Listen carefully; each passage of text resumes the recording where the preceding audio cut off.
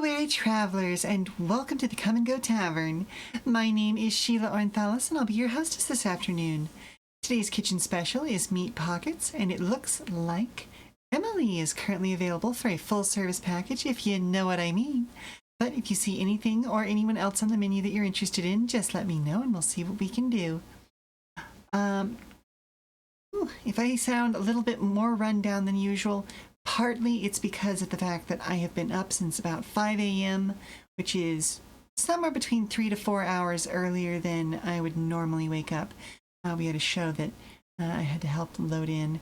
Really, I was just there to drive the vehicle, but, you know, it's still, I have to be up stupidly early. But anyway, hopefully that won't affect me too badly for the duration of the stream, though I did already crack into some caffeine today. So, in any case, today's stream will be my 19th Final Fantasy VII stream. We finished up last time having basically just arrived in a new region, and there's more story content to do on the horizon, but, well, there's just so much space to explore. Y'all know what I'm gonna do. Let's go poking around and see what we can find, shall we? As always, I will also be available for comments, questions, and concerns about the tavern, as well as regular old conversation, so don't be afraid to fill that chat with discussion. And I suppose, without any further ado, let's go ahead and jump on over to the game screen, why don't we?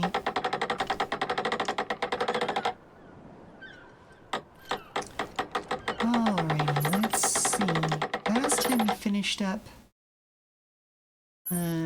this artifact thingy. We got our lead on the next one over here.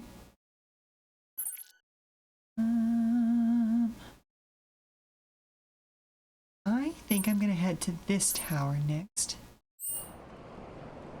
It's gonna be, well, it will be north and west, but I'm first gonna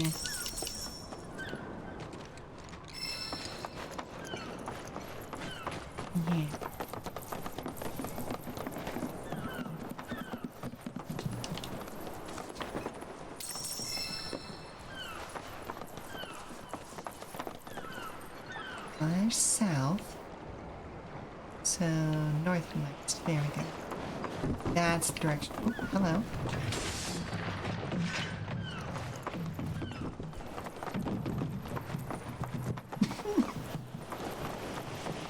It's so strange to see, like, ye olde sailing vessels next to tugboat and modern shipping vessel.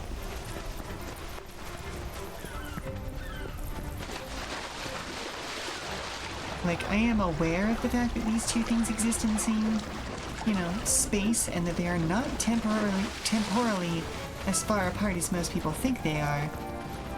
But it is still strange to actually see, you know?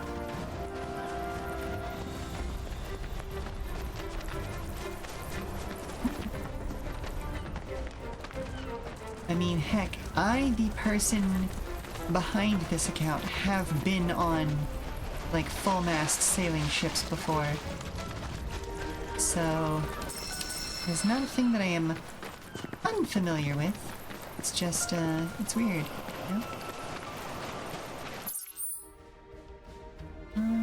I am heading the wrong direction. I in fact did need to be going northeast, not northwest.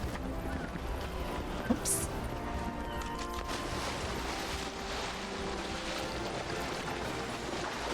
Like, if you're wading deep enough, just go ahead and start swimming, sweetie. Thank you.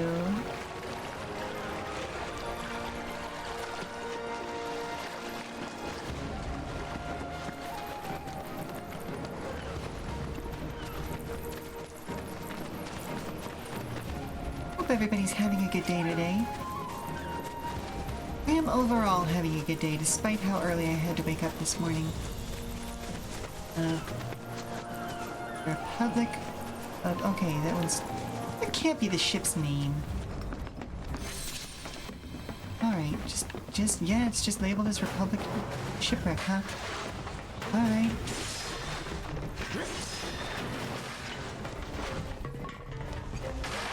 I'm not allowed to go over that.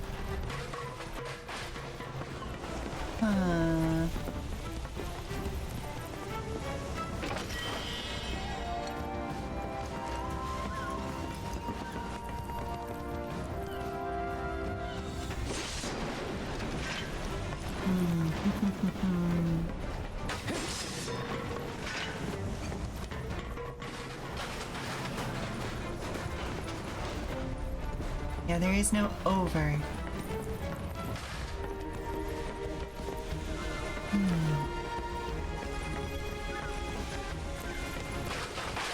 Alright, well, I guess the second treasure must be on the other end of this. Oh, no, wait, there it is.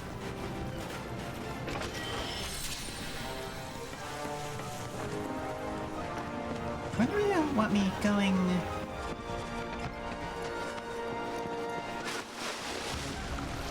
Oh, it's because that's like a whole ass, like cliffside that they don't want me climbing right now, probably. I mean, I'm gonna try nonetheless, but, you know.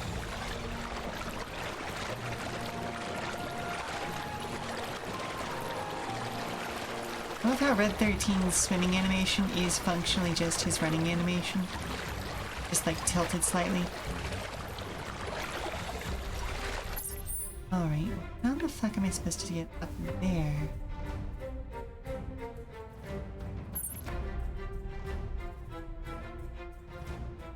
I'm guessing they probably wanted me to go around.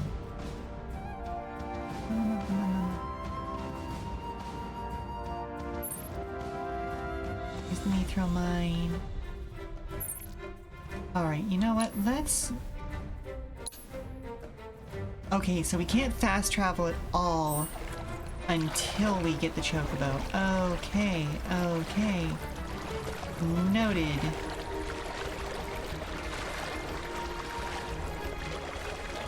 Well, that's a little frustrating.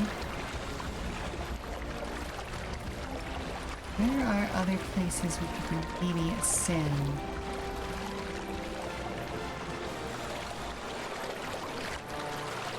I'm gonna go swimming in this direction just in case. If nothing else, it uncovers part of the map, you know?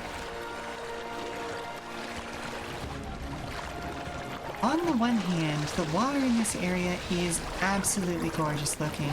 On the other hand, these sure are shipwrecks, and I don't want to know what's in this water.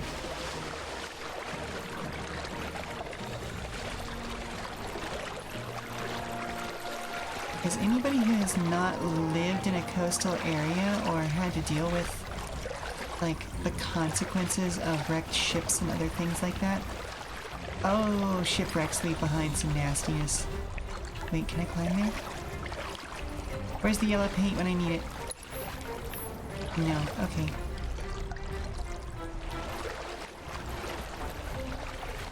You know, I would love to see a game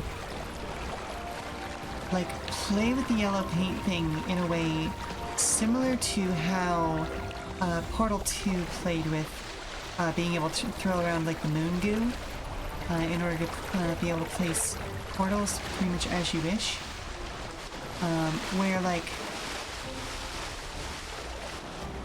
essentially you can like throw yellow paint at stuff to make it a climbable surface. Okami kind of does this. It's not as on the nose as I'm saying I would like. Because I genuinely would like it to be like on the nose. I want it to be a joke. You know what I mean?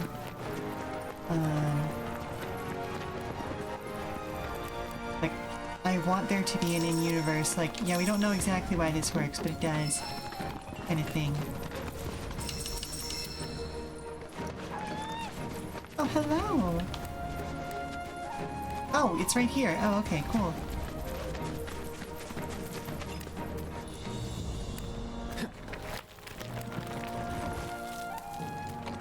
There you go, little buddy.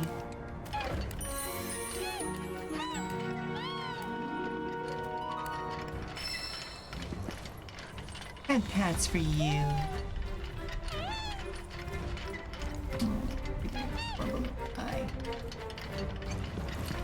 Alright, so let's head on. Start.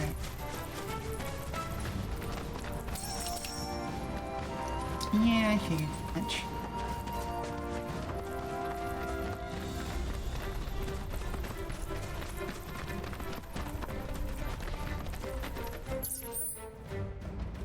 So if we keep following, yeah, we can, okay, we can keep following this direction.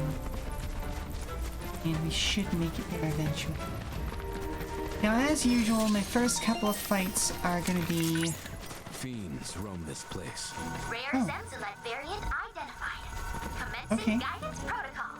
Zemzalets are known as the sages of the skies, not only because of their intelligence, but also their remarkable feathers that make them both elegant and lethal. These feathers have been prized by all manner of craftsmen since antiquity for their beauty and resilience. Arrows fashioned from them are particularly valuable. They're said to slice through the air so quickly, they're capable of piercing even solid stone. Oh! So, flying enemies. Let's... I definitely want Tifa with us. I also want Barret. Let's swap Red 13 for Barret. But take care not to be so entranced by their abilities that you lose focus. Alright, well, I didn't expect to be walking into a big fight, but here we are.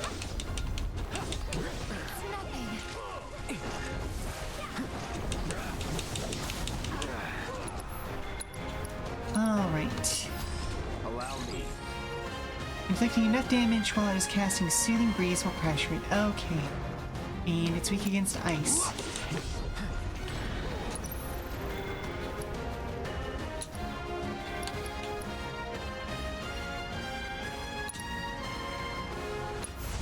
Chill. It's on now. Wow! What a fight!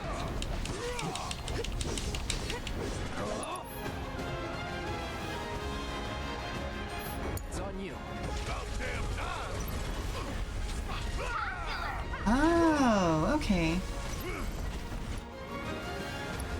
So let's retry this from the start. And see what we can do here. So... Alright, we need to make sure that we're hot swapping. Rare Zemzalet variant identified. Commencing guidance protocol. Zemzalets are known as the sages of the skies, not only because of their intelligence, but also their remarkable feathers that make them both elegant and lethal. These feathers have been prized by all manner of craftsmen since antiquity for their beauty and resilience. Alright, so let's hit A Arrows fashioned from them are particularly valuable. and They're said to slice through the air so quickly, they're capable of piercing B. solid stone. Oh, but take care not to be so entranced by their abilities that you lose focus. Just know I'm cheering for you. Oh, beans. Okay.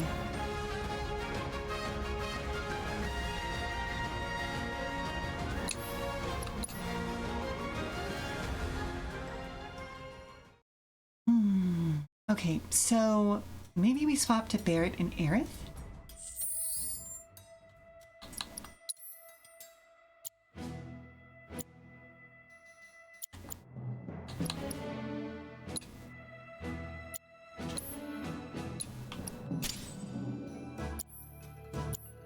Range seems to be... Dangerous scenes may be in the vicinity. Exercise caution. Rare Zemzalet variant identified. Don't overdo it. Commencing guidance protocol. Zemzalets are known as the sages of the skies, not only because of their intelligence, but also their remarkable feathers that make them both elegant and lethal.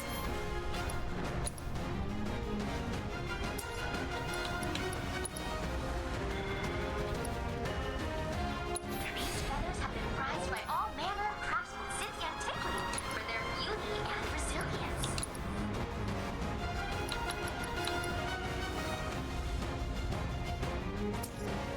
Hang on, let's do... Yeah, focused shot on A. Arrows fashioned from them are particularly valuable. They're said to slice through the air so quickly. Watch out for high winds. Sorry about that. Solid stone. Oh, but take care not to be so entranced by their abilities that you lose focus. You got this. I got this. Victory is all the guaranteed.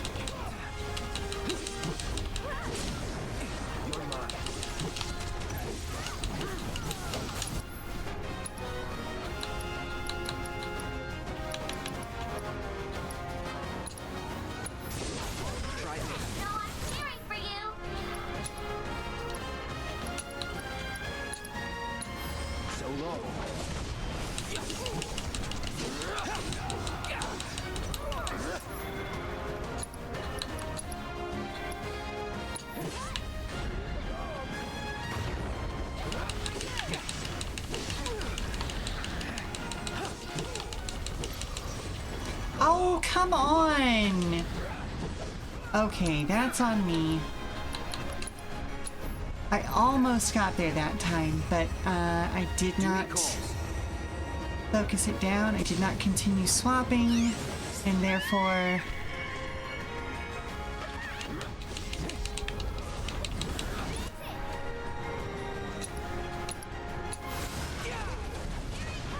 Your strength knows no bounds.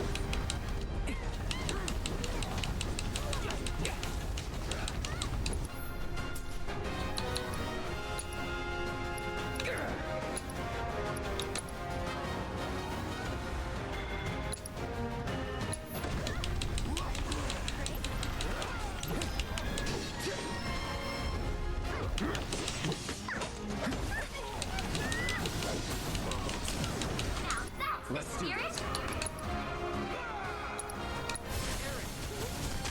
Don't give up now, you guys.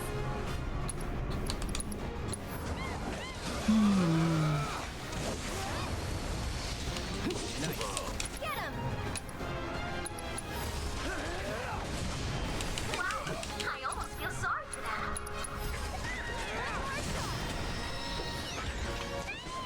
Eliminated. Next time, see if you can clear all the objectives too. I will also be trying to do that. But, first things first, let's actually go rest. Because not having MP in that fight definitely slowed me down.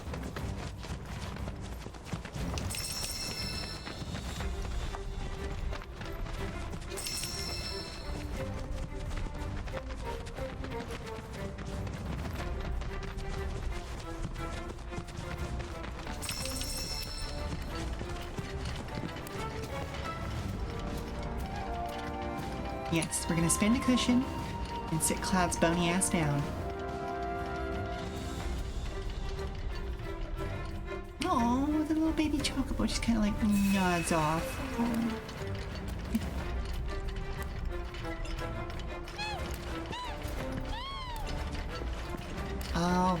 All right. You get some pets. He's such a good little baby. I know.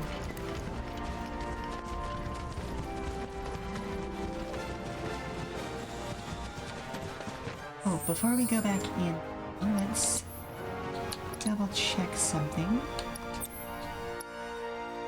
Healing, fire, and wind.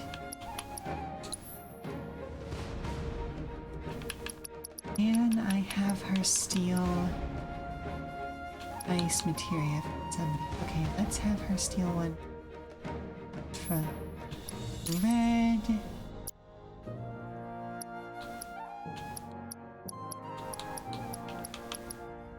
Yeah, him steal one from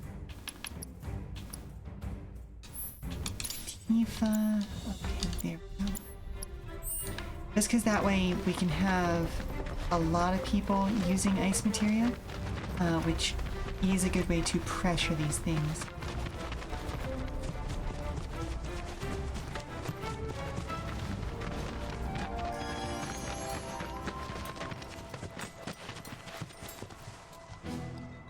Let's give this another go, shall we?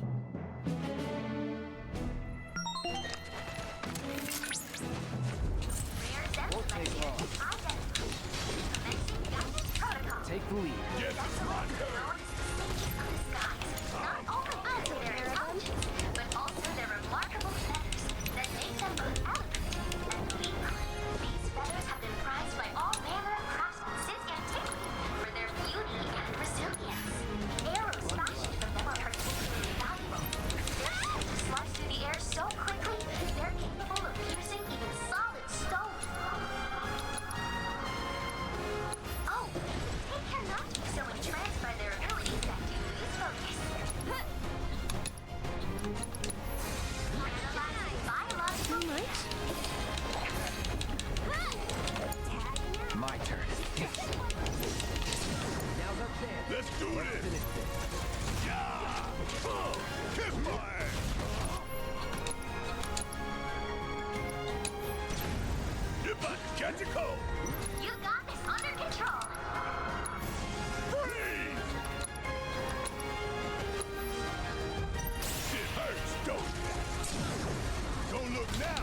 It's about to get real.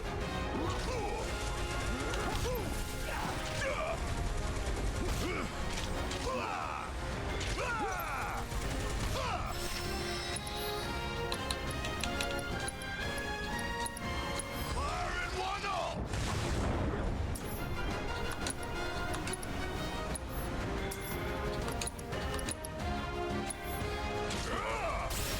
Nice. Got it. Nice, nice, nice. We're completing our combat objectives.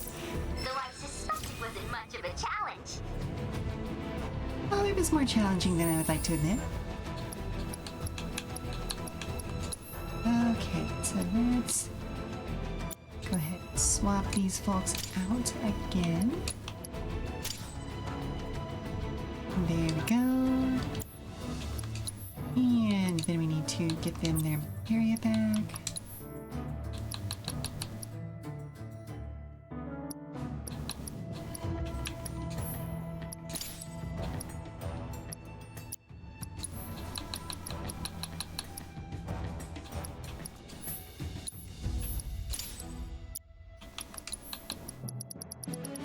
Let's see, before he had enemy skill materia and she had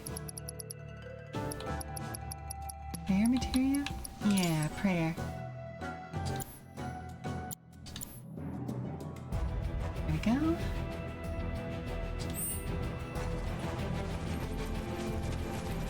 Cool.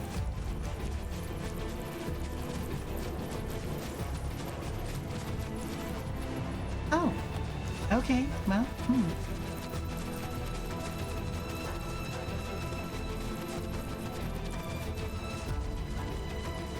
Provide us a pathway up? No, no it cannot. Okay, so I straight up stumbled upon something in my exploration that I wasn't necessarily supposed to find yet. Neat, I love that. Oh, I wish I had Chocobo. Because there would definitely be something hidden there.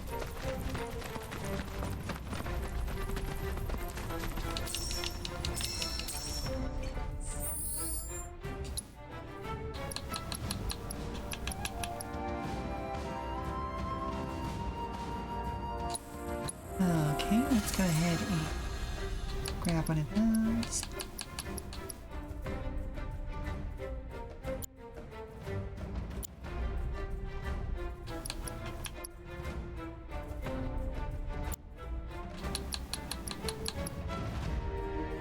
Yep, no cancel talons.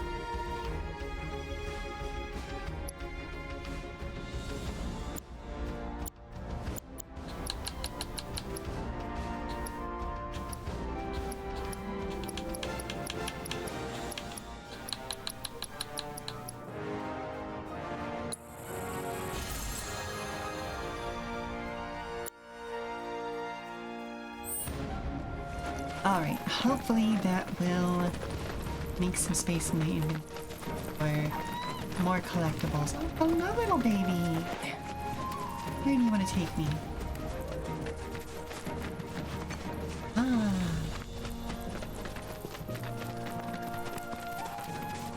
Yes, I will gladly repair your home. There you go, sweetie.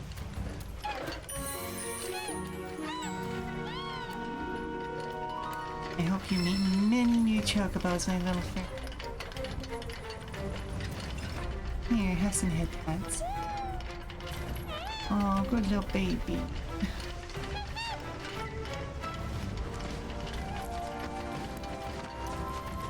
Alright, the fact that I can see the icon for the tower on the compass suggests that we are getting close to it.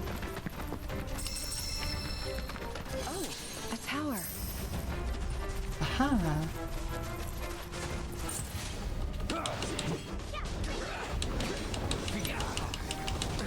Ow.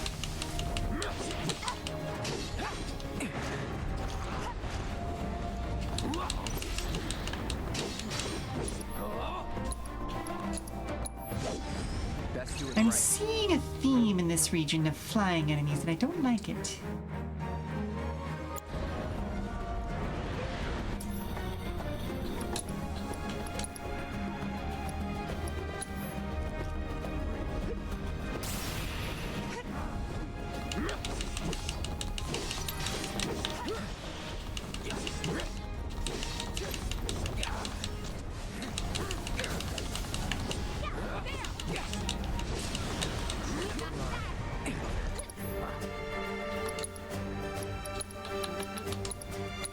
Bundle up.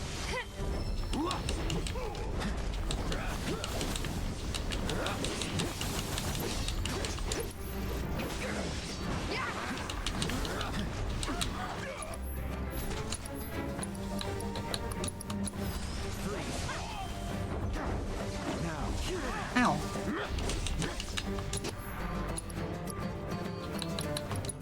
Yeah, why not? Do your thing.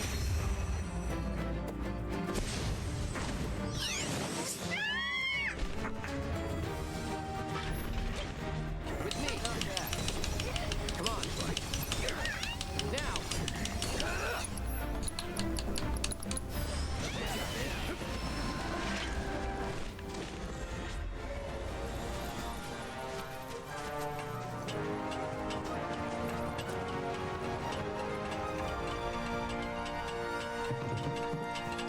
Let's see.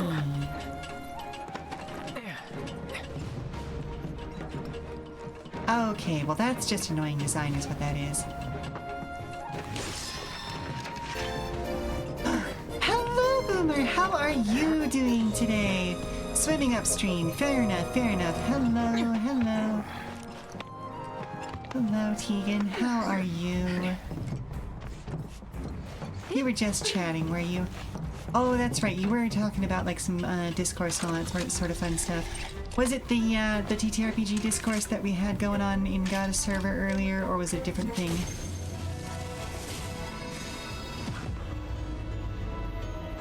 Oh, it was going to be. Okay. Didn't. Oh, you were having connection issues. Okay. That makes a little bit more sense because I was like, didn't you only start streaming like an hour before I did, maybe? But okay, that makes more sense. You had to manually raid yourself over. Oh no!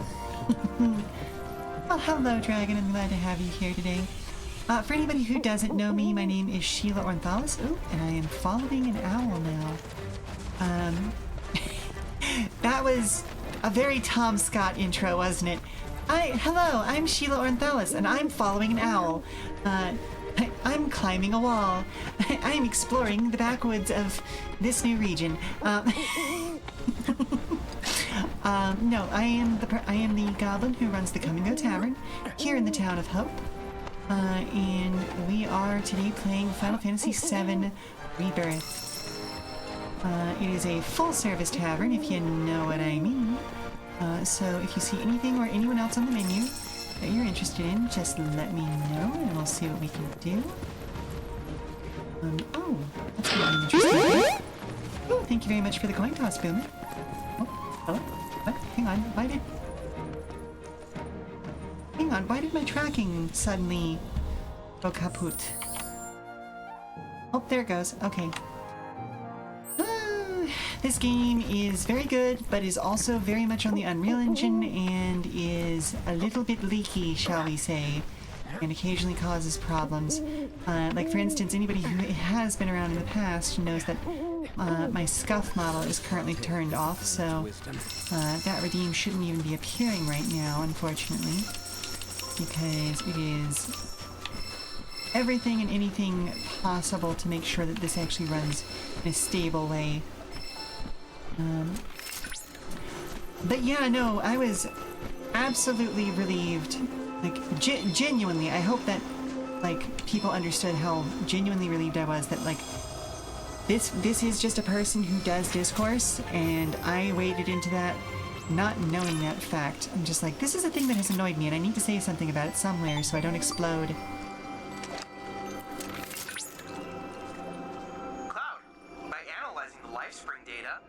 was able to locate an old Republic transmitter chip.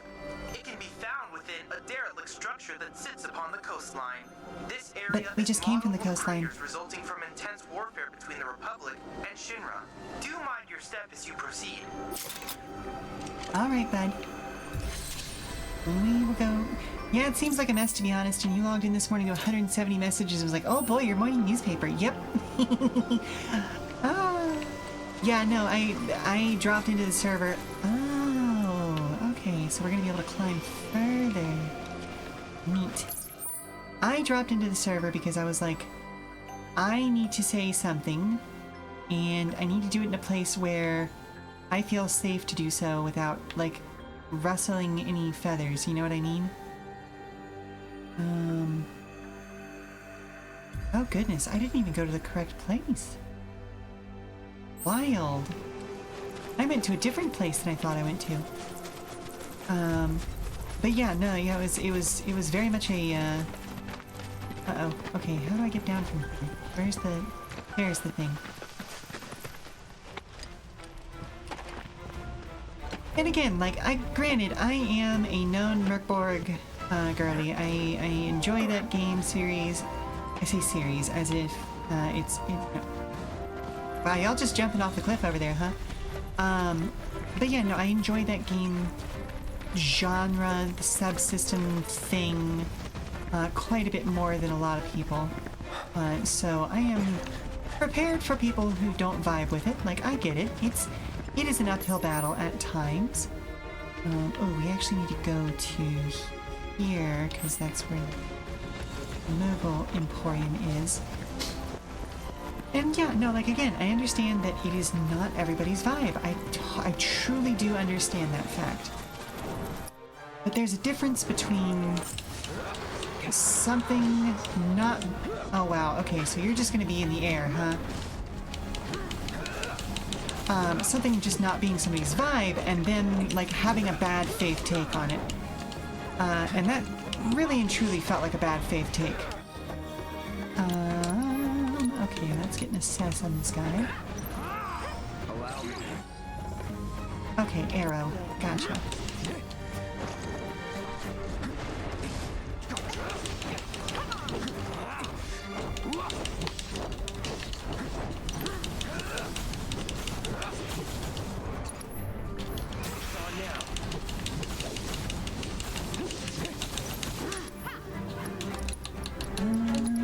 Nope, not Snow Flurry. Wind Current.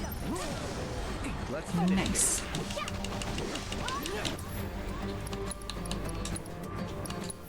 Toss a cure out.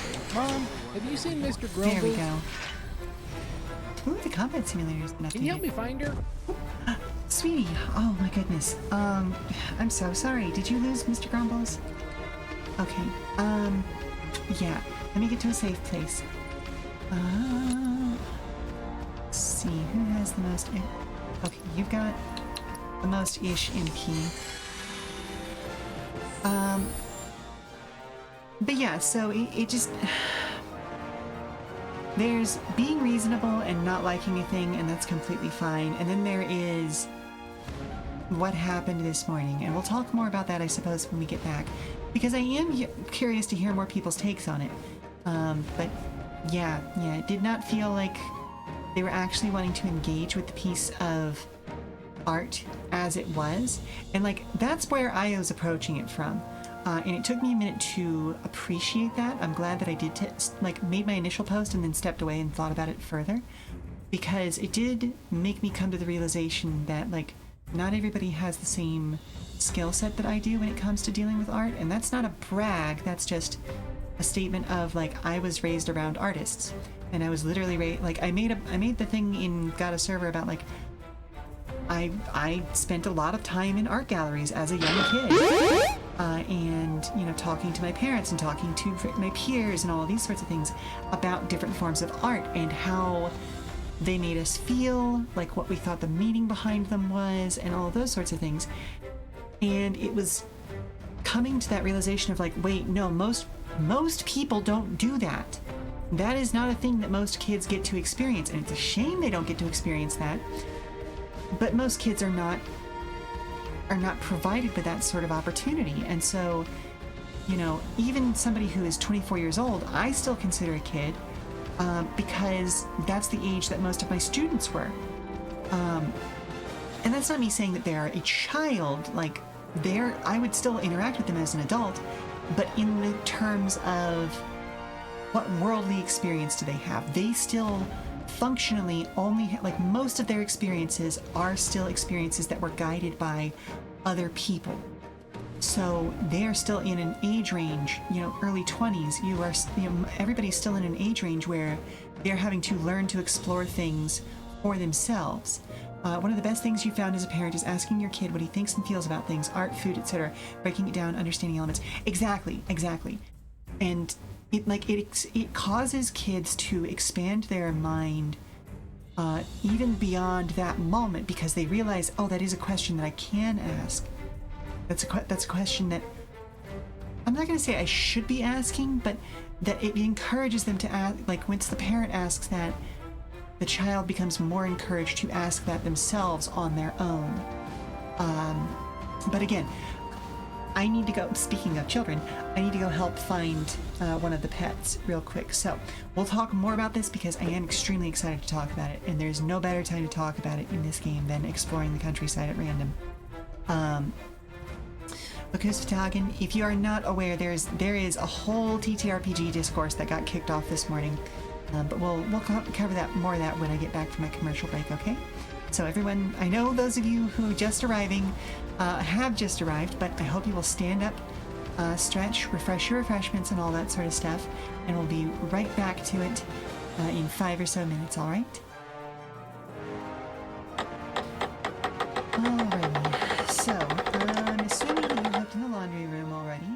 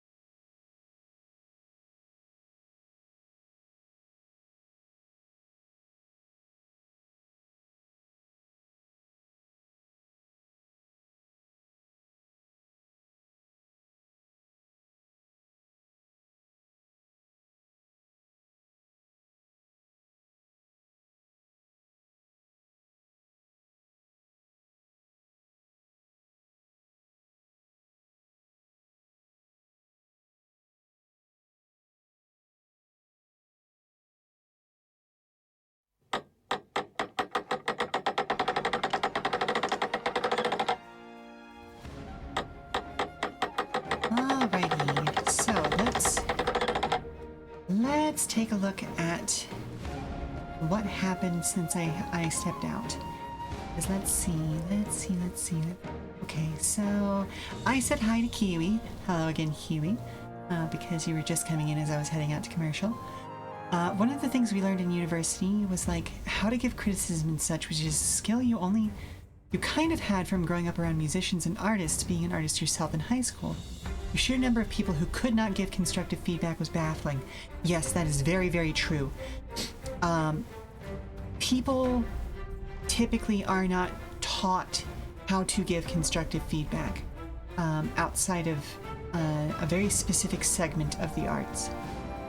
And while it's perfectly valid to run into a thing and go, oof, not for me, yep, it's another thing entirely to go on the internet and say that something is ontologically bad, broken, or useless just because you personally don't have the skills or the desire to engage with it. Exactly, Boomer, exactly. Teach you how to do that, Boomer. You're not great at it. You don't think, and you want to be better. Fair enough, fair enough. Oh, you're just straight up having tech issues today. Work has kicked you off twice, but not in the usual timed out way. Oof, oofa-doofa. The TLDR version of it is the criticism sandwich, which is just one thing you've done really well, two critique thing that is good. Yep. But you can walk through the whole thing for sure. Fair enough, fair enough. Learning how to give constructive criticism and to, even when you're not doing the compliment sandwich thing, to give criticism in a way that builds upon the idea is a practiced skill. So even when you've had it explained to you, it's something that you have to get good at and that you have to trust the other people that you're dealing with to also be good at. The other thing about criticism is understanding the intent of the artist and evaluating their success on their terms. Exactly. And that kind of comes back to what we were talking about with this TTRPG thing, because as Boomer intimated,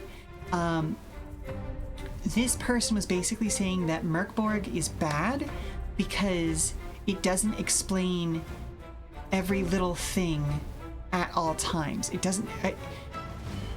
Again, I am going to have to truncate this because I don't want to pull up her skeets and just put her fully on blast. But basically, how do I want to say this? The exact quote was something along the lines of, she couldn't... No, hang on. I don't want to... Yeah, telling somebody, "Oh, this sucks," isn't criticism. It's a complaint. Exactly. Hang on. I'm gonna bring up the skeet on another screen, so that I can quote the specific thing that set me off personally.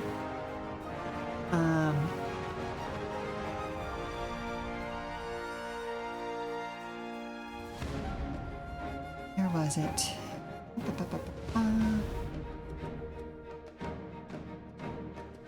Oh my goodness. Okay, fine. I'll reopen Chrome and potentially crash something.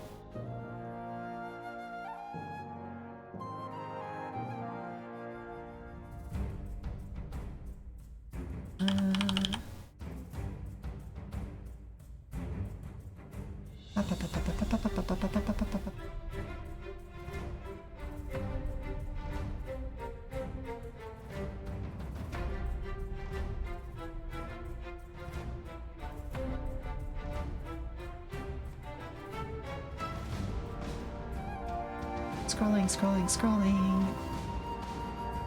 Okay. So, essentially,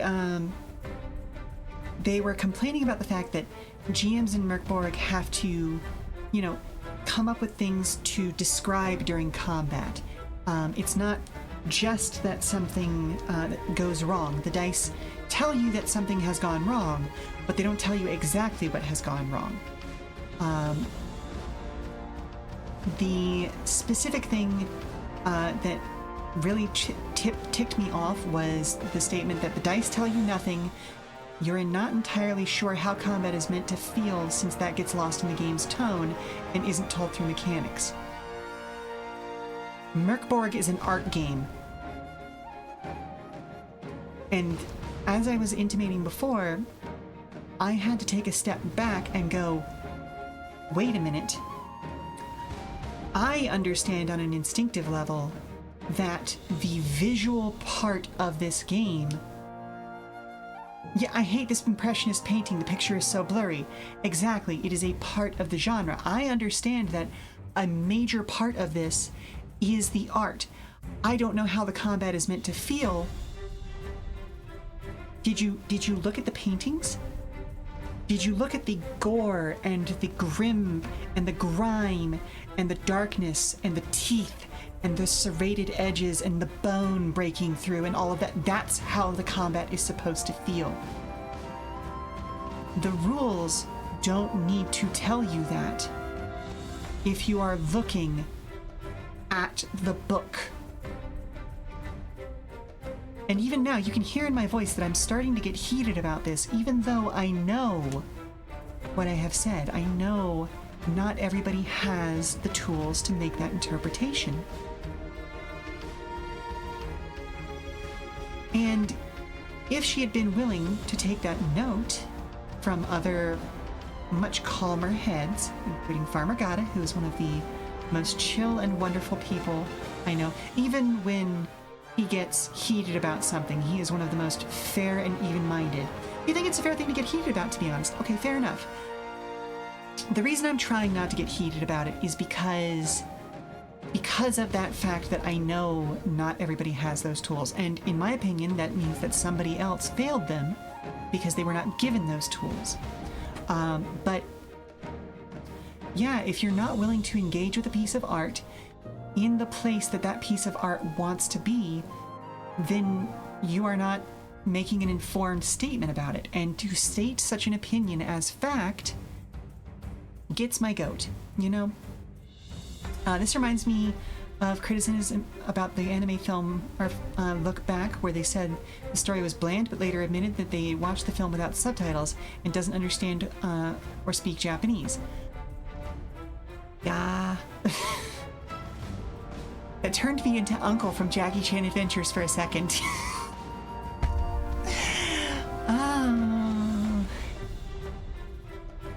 And again, this is another one of those weird places where I'm approaching that statement from a completely different standpoint because Rocky, you think, would actually eat glass if you had that conversation with someone. Like, I grew up watching anime without the subtitles, because, like, my dad was hugely into anime. He was also the one who got me into, I shouldn't say was, he's still around. He is hugely into anime. He's also the one who got me into TTRPGs. Like, I have a weird background IRL, you guys. Like, my dad was on his way to being a NASA scientist until, like, his eyesight got so bad that he couldn't do that. And then pivoted and went into the arts and became an actor, director, stage fight choreographer, as well as acting in commercials and stuff like that. Meanwhile, my mom is a Southern debutante who then went into costuming and specifically, like, is one of, or was at one point, like, one of 13 people who now knew how to make a classical plate-style tutu in the world. I have so many fucking random experiences, y'all. Like, I am coming at this from a very, very specific and niche standpoint. And I have to, like, that's part of the reason why my life motto has been for a very long time, I am not the control group. Because, like, I grew up watching anime without subtitles, and, like, especially back then, I didn't know very much, like, Japanese at all, but my dad taught me how to interpret what was going on screen through physical action, facial expressions, things like that, because that's a universal language, you know? Why you watched it without subtitles and you don't understand Japanese raises your hackles so immediately, Lamau. Your IRL father was a blues musician turned Navy nurse. Ain't that just the way, though? So many random experiences. Dad wanted to be a doctor, but he's an aircraft maintenance engineer. Hey, life takes us all sorts of strange places, you know? But yeah, like, that was the thing. We were watching VHS rips of Japanese laser discs because that's all you could get at the time, and I am very much aging myself there. Not that that's a secret. My age on my Blue Sky Fair file is actually legitimate, and I'm going to be turning 37 next week. Yippee! That's super fair. So like, I couldn't turn on subtitles. Like, what am I going to do? This is an illegal copy of an illegal copy that was imported illegally. You know? Are we? Neat. So yeah, like it very much turned into like, okay, well, we're gonna watch this together, and I'm, Dad would walk me through like, okay, well, here are some basic words. You're taking turning 37 in 2.5 weeks. Congrats. Yeah, again, like I'm a little bit older than you, but only by like a week and a half then. And so like it became an exercise in, okay, what do these actions mean? How do we interpret the ways that people look at each other, the way they physically interact with each other in this media, so that we could follow along those storylines? You remember getting a bootleg copy of Fist in the North Star OV that was labeled as Wizard 2? Oh my goodness! Oh my goodness!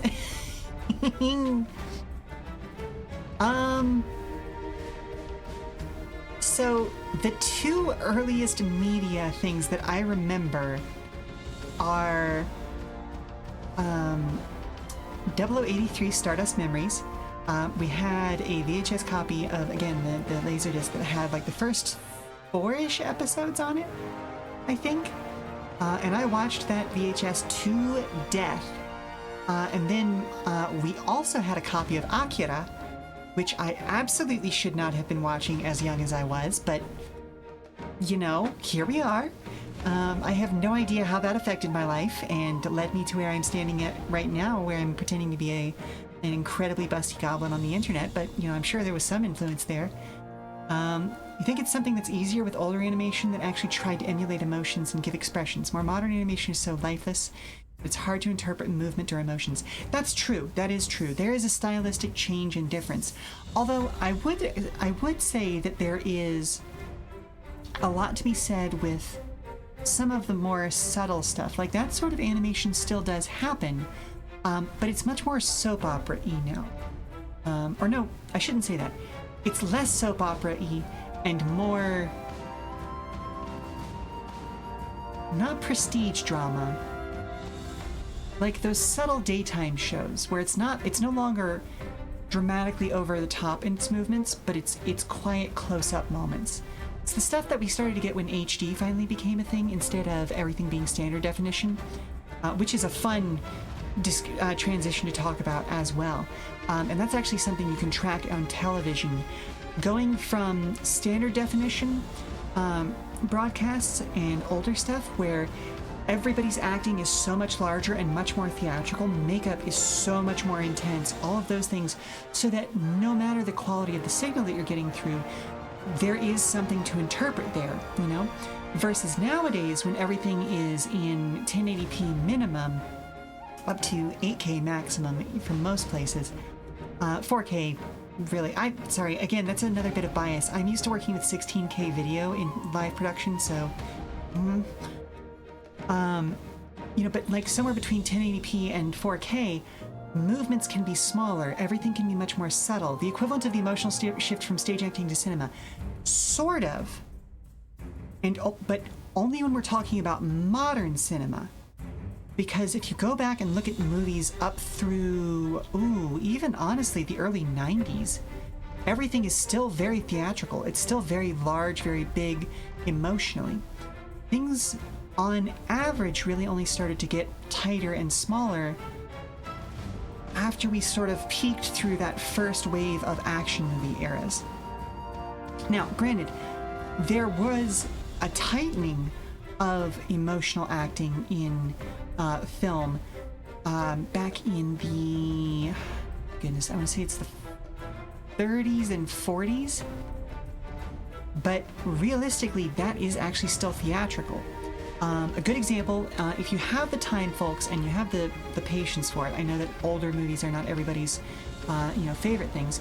A lot of the very, very old, like we're talking like 1940s, 30s and 40s era Sherlock Holmes films are up for free on YouTube, and I highly suggest you check them out because they're a great example of what I'm talking about, of that sort of transitional period where a lot of the sets, a lot of the lighting, all those sorts of things, well, actually I shouldn't even say that. They are more obviously theatrical. Here's the fun fact. Film sets are still theatrical sets. They just have a bigger budget. I say that as somebody who has built both. Same fucking thing, just one has a bigger budget. And has a different purpose, but I'll come back to that in a minute because it is important for what we're talking about right now. Even those quiet moments are still fairly theatrical. You can have quiet moments in theater. It's just not what people think of when they think of theater. Everybody thinks of Broadway. I'm talking about the more intimate sort of black box experiences, the smaller stages where your audience is significantly closer. Think along with, if I say a thrust stage, I hope everybody knows what I'm talking about. Essentially, it's where the stage actually extends into the audience, so you actually have audience members on three out of the four sides. Thrust and arena stages, where arena stages are audience on all four sides. Ooh, yes. Okay, good. You do love black box. Okay, you know exactly what I'm talking about. Black box spaces, for anybody who does not know, are typically very, very flexible theatrical spaces. They get the term from the fact that the room is essentially one giant black cube because the audience is intended to be rearranged and changed around depending on the production. Typically, stage sizes in that are much, much smaller. We're talking in the realms of like a 12-foot wide stage up to maybe a 40-foot wide stage. My favorite black box that I've ever gotten to work in was a 48 by 48 room. And oh goodness, I've just noticed that my subtitles have completely given out, so I apologize to anybody with hearing difficulties who may or may not be watching right now. I am thinking a mile a minute because now we are literally in my area of expertise at this point. So I am speaking very, very quickly. If I need to slow down for anybody, please let me know because I literally taught classes about this, and so I'm excited to be talking about it again. Second play you ever saw was a black box production of Phantom of the Opera, a country music rendition of Phantom of the Opera, where the stage was the space where the chairs stopped. Yep. I love working in black box spaces because they always provide you with something new to do every time. And actually, hang on. Let me see. Do I still have the photos? Listen, I'm going to show off some photos of one of the last productions I worked on. So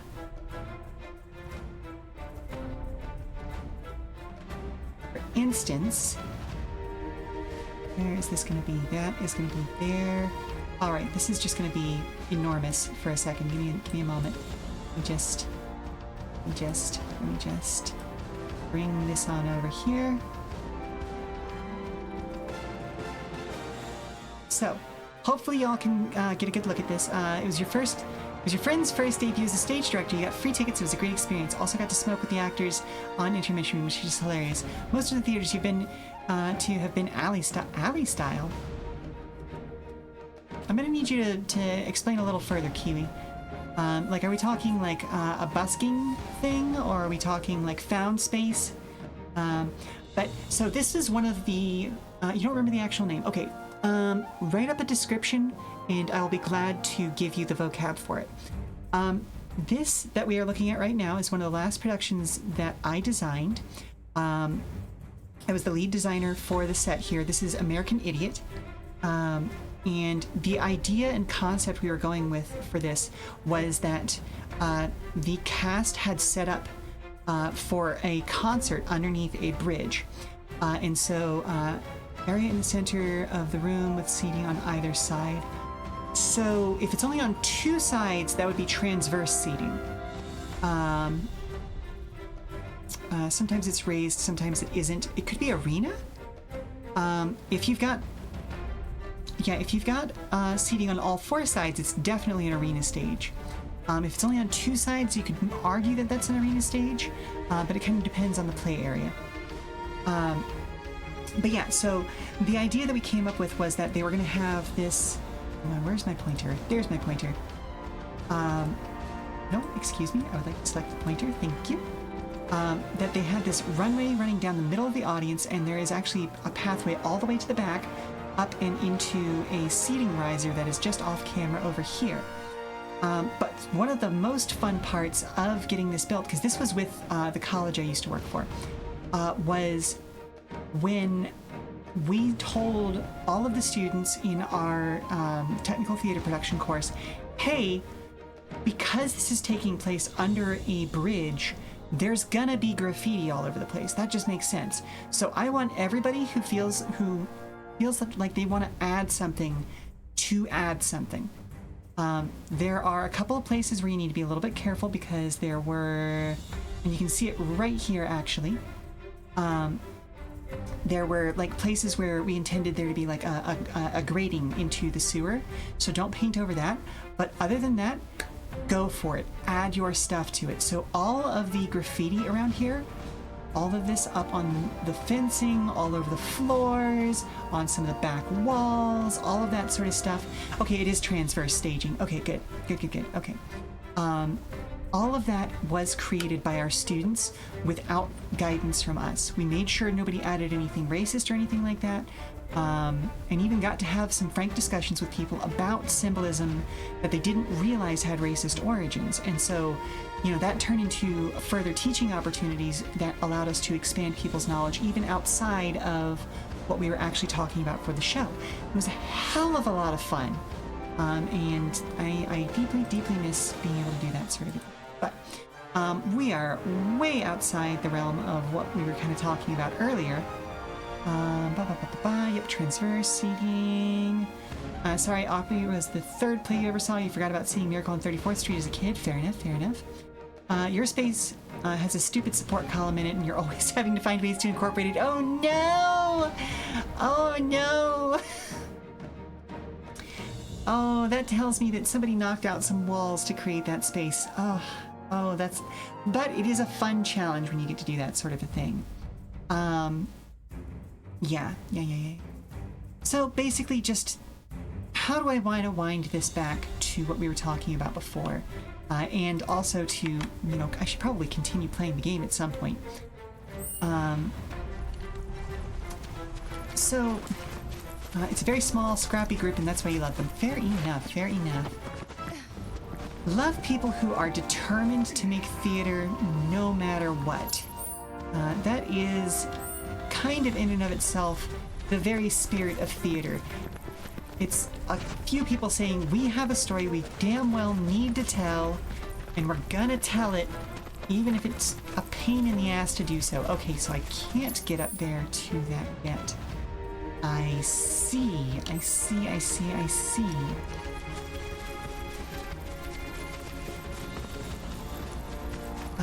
Yeah, no, honestly, like, that's, that and Seeking the Power of Dionysus. Fair enough. So, on that note, on that note, I found it very, very funny when, okay, let's see, elemental weakness is the big thing there. Elemental weakness. Fleet wings, elemental weakness. Okay. Alright. So we're whoa, Nelly. I found it very funny when I think it was Tyrion from Game of Thrones started talking about, like, oh, he follows the god of tits and wine, because I'm like, that's just Dionysus. Like, that is a literal thing for some theatrical folks. I don't include myself in that, but that's not because I don't like it, and it's more just the fact that, like, I am not a religious person for various reasons. But, like, especially Western theater basically originated from Dionysus worship. There's a whole thing about that I could get into as far as theater history goes. It wasn't exclusively Dionysus, but Dionysus was the main patron of theatrical artists. way back at the beginning of what would be considered full-blown Western theater. I'm using a capital T there to indicate it as a practice. Now, arguably, theater has existed since, forever. Humans tell stories. We are storytellers. Arguably, it's what makes us unique and different from a lot of other species and creatures. Ow, ow, ow. Ow, again.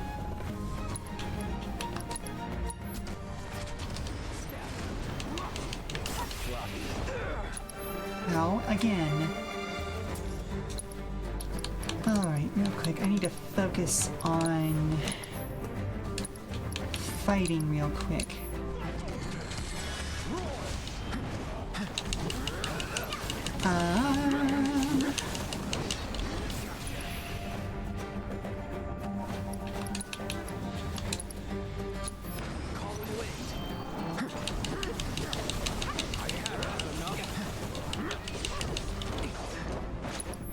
Alright, let's go ahead and use carrot here as well. And I love the fact that there are a lot of things building up for me to go read and check out in chat. That's very, very fun, because that means that y'all are having a lively discussion and I get to take a part in it. I love it when y'all do this.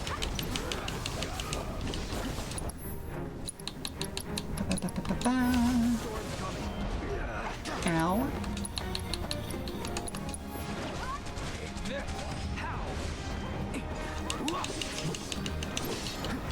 It's on now.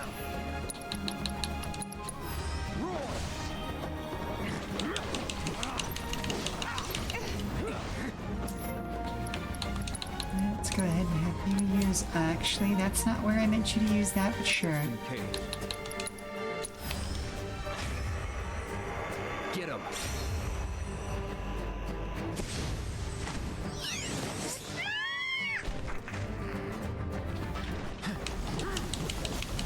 Ba-ba-ba-ba-ba. There we go. Time to get serious.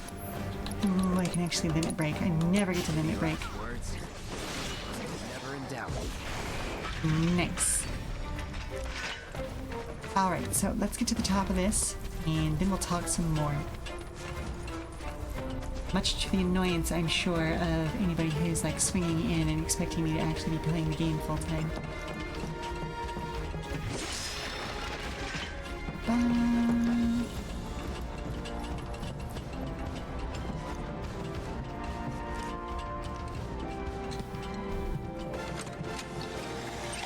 Alright, let's see if Chadley has anything to say when we unlock this one.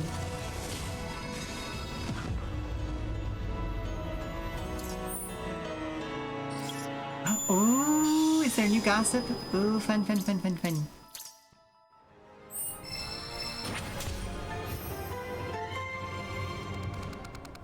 Right, it looks like Chadley didn't have anything to say about this.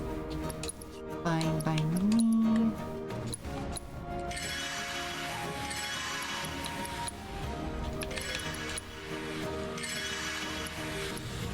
Alright, so done a couple of fights. Let's check back in with chat. Yeah, Tyrion would have absolutely loved Dionysus. Beautiful Man was one of the plays that used transverse seating, and with them wanting to make the audience feel like they were watching a fashion show to help drive with message, I think it worked really well. Nice, nice. I will share the show I did previous to American Idiot in a second. It also used transverse seating in a way that I think you'll find disquieting in the best way possible. Ooh, Gloria, you arrived bringing news. Hello. What news do you arrive with, Gloria? And also PNG Boomer, you say the discourse has spread. People are now actively being tagged to participate in it. Yes, love that. Yes, yes, yes, yes, give me more gossip. There's a button to toggle on your OBS that makes FPS a little bit better. Ooh? Okay, interesting. What is the button, Gloria?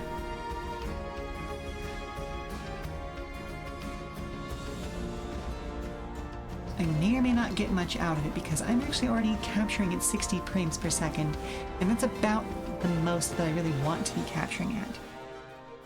Flavorless. Oh, the quote, "Flavorless soup is bland," has been tossed into the ring. Oh my goodness. Oh my goodness.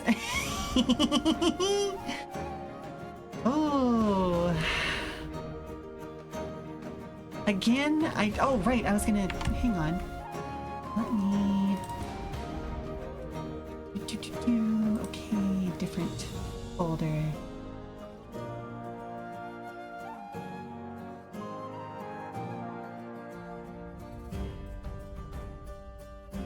Oot. Figure before I bring it back. Misread that as flavorless soap. I mean, flavorless soap would also be bland. If you click on your OBS source for the game, there should be a toggle called Limit Capture Frame Rate. Check that. Oh. Okay. Hang on.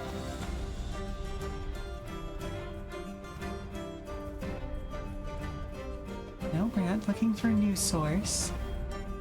Scale filtering, heighten mixer. Would that be in properties? Aha!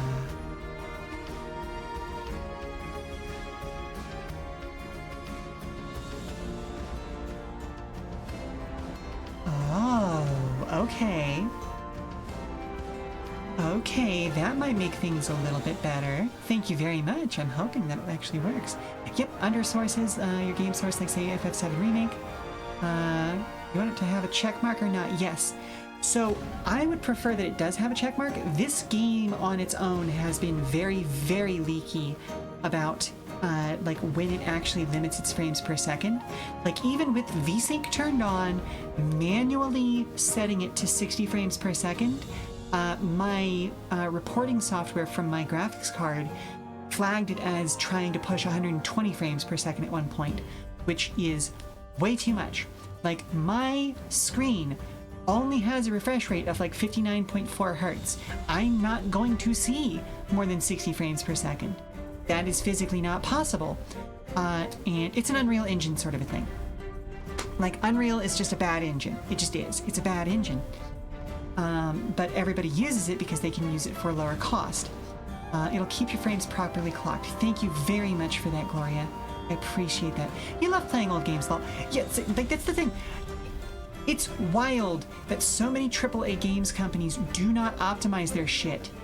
You and your 75 hertz monitor. That is a weird one, Boomer. I kind of want to know where you got that one, because that's a weird one.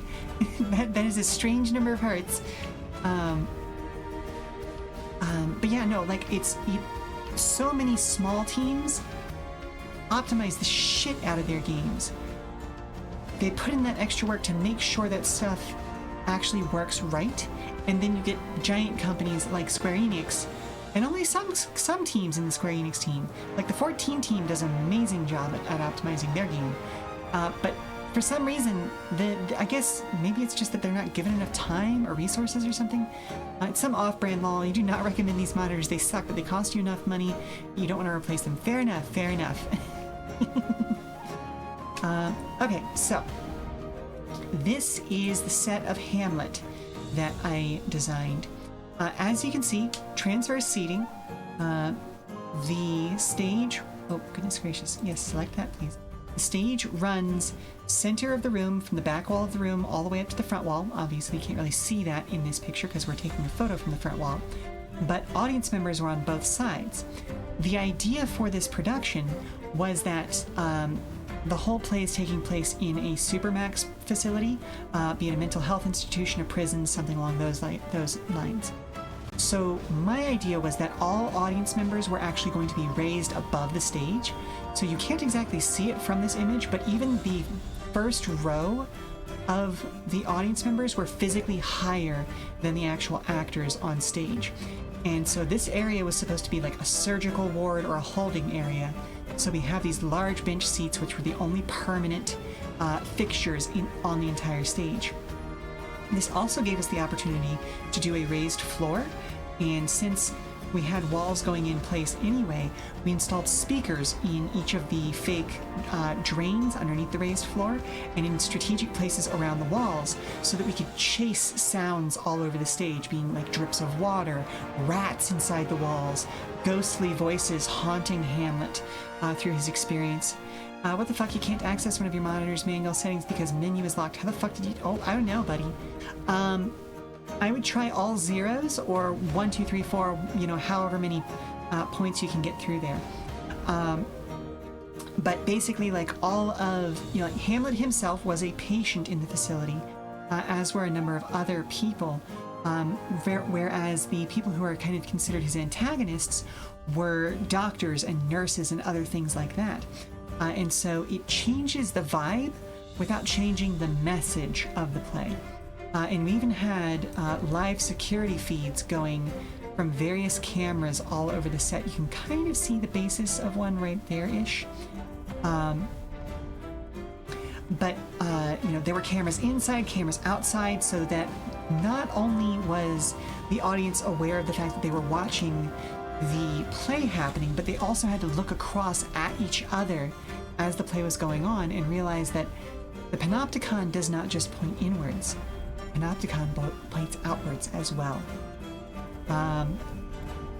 Can you tell that we designed this show after it had become clear who had won the election in this last presidential cycle?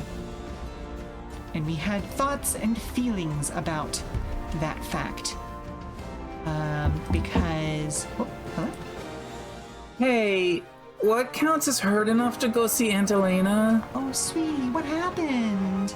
Well, LaFerlin and I were playing in the forest, and I sort of rolled down a hill wrong. No, let me take a look at this. No, okay, we can take care of this. We don't need to go see Aunt Elena. All right, folks. There are 4 buttons. Cancel, left, right, enter, O, and power. That's a weird one. I guess look up and see if you can find a PDF of the manual and see if there's a way to do like a factory reset on that or something. Maybe it's like a left-right combination that you have to put in. Something along those lines. Sort of like the old Konami code of up, up, down, down, left, right, start, select. All that, or is it select, start? I don't remember.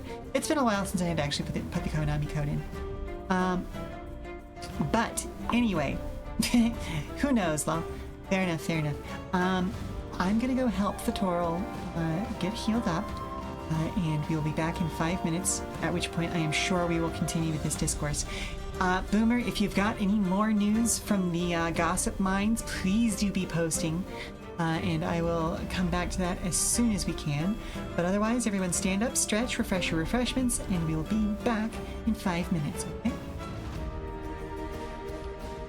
Alright, so first things first, we're gonna get some salve on there. But, you know, it's a scrape, so we do have to disinfect it. I know it stains, but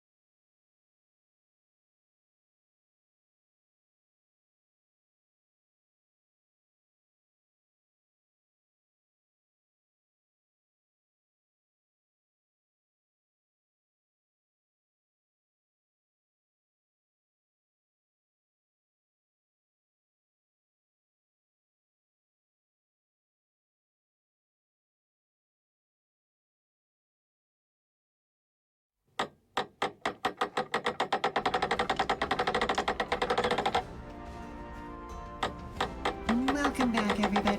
Hello, Batmans. We're doing hard mode on Chapter 6. Ooh, fun, fun, fun.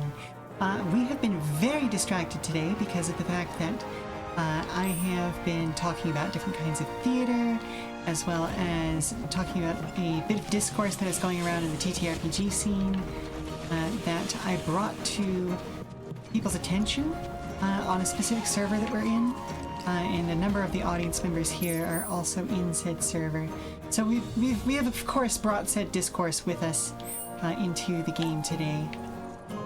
It's going to okay, they're going south. And like that's always the thing. Like, and I just caught up while we were on break because it really and truly was just Doral needed to have his arm washed off and then sanitized and get a bandage on it. It wasn't. It's just a basic scratch. It's nothing. But you know how kids are. But anywho. Can you not hop up there, buddy? There you go. I was trying to avoid this fight, but I guess we're not going to be able to. Yep, really seeing a pattern here with these flying enemies. Very, very annoyed by that fact. No holding back. Ow, ow. You know, I really wish that they had thought about this a little more thoroughly, given the fact that the main character of this fucking game series is a sword user.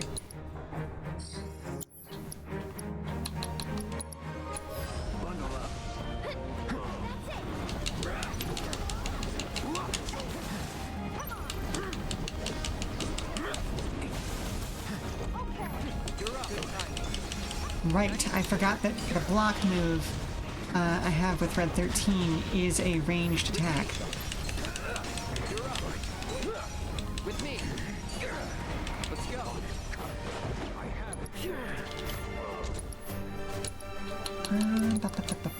I will check what you've just said in a moment, Boomer. Bundle up. There we go. Alrighty. You're now explaining out the full scope of what's going on to people who don't want to backread what is like 200 messages now. No thoughts, only swords. Listen, I have definitely had those days. Okay, probably the most, very much a tangent, very much an aside. The most standard no thoughts head empty song that tends to pop into my mind is oh goodness gracious, what is it? It's from Cowboy Bebop. It's one of the songs that is about Ed.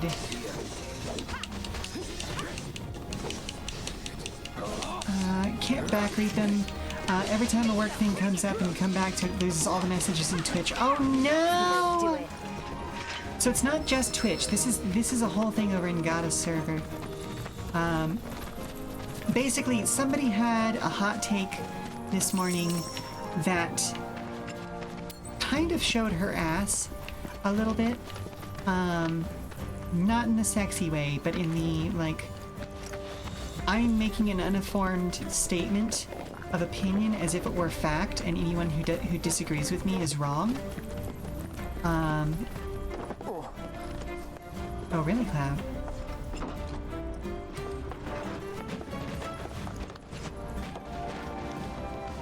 And I very much needed to, like, come and, I'm gonna say vent about it over on Gada's server, because it was very much a moment of like, okay, I need to say something somewhere, or I'm going to explode, because this person has a bad take, and I don't like it.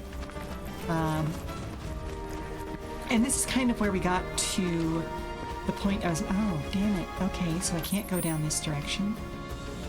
But yeah, this is how we got to me talking about the fact that it is a shame that more people are not taught the skill to appreciate art as the art wants to be engaged with.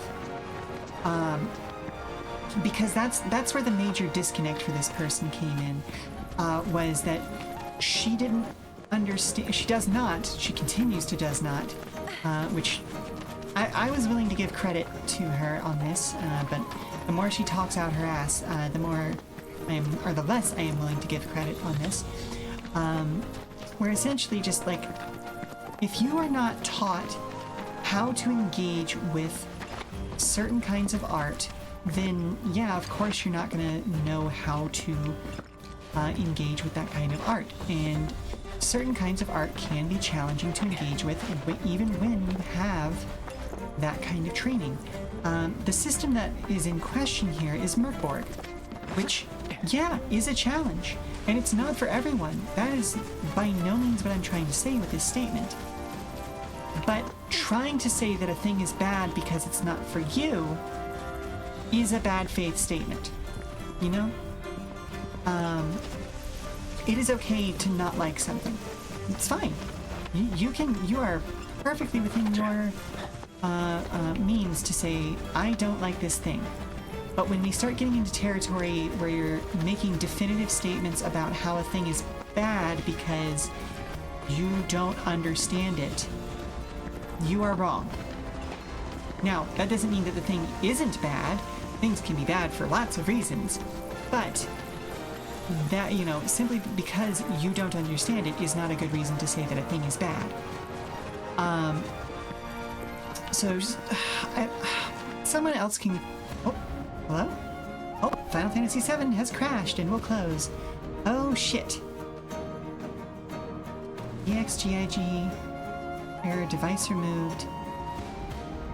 Huh? Okay, well, that happened. How far back is that going to kick us? Because I haven't manually saved in quite some time. You parry the crash report. I hope it auto-saved fairly recently. We're gonna find out together. But, like, the crux of it is basically just the fact that, like, she was not getting enough rules for how fights should feel, according to the text of the game.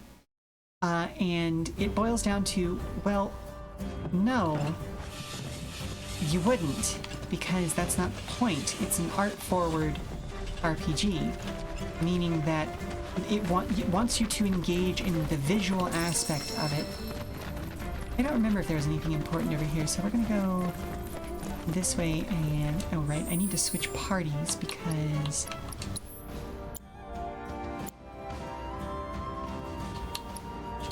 are experiencing untold amounts of suffering due to flying enemies.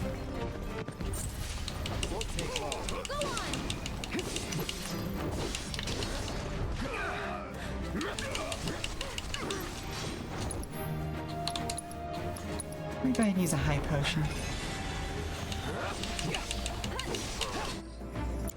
Ice. Yes.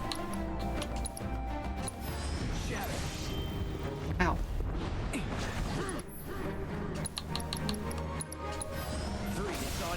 Nice. There we go.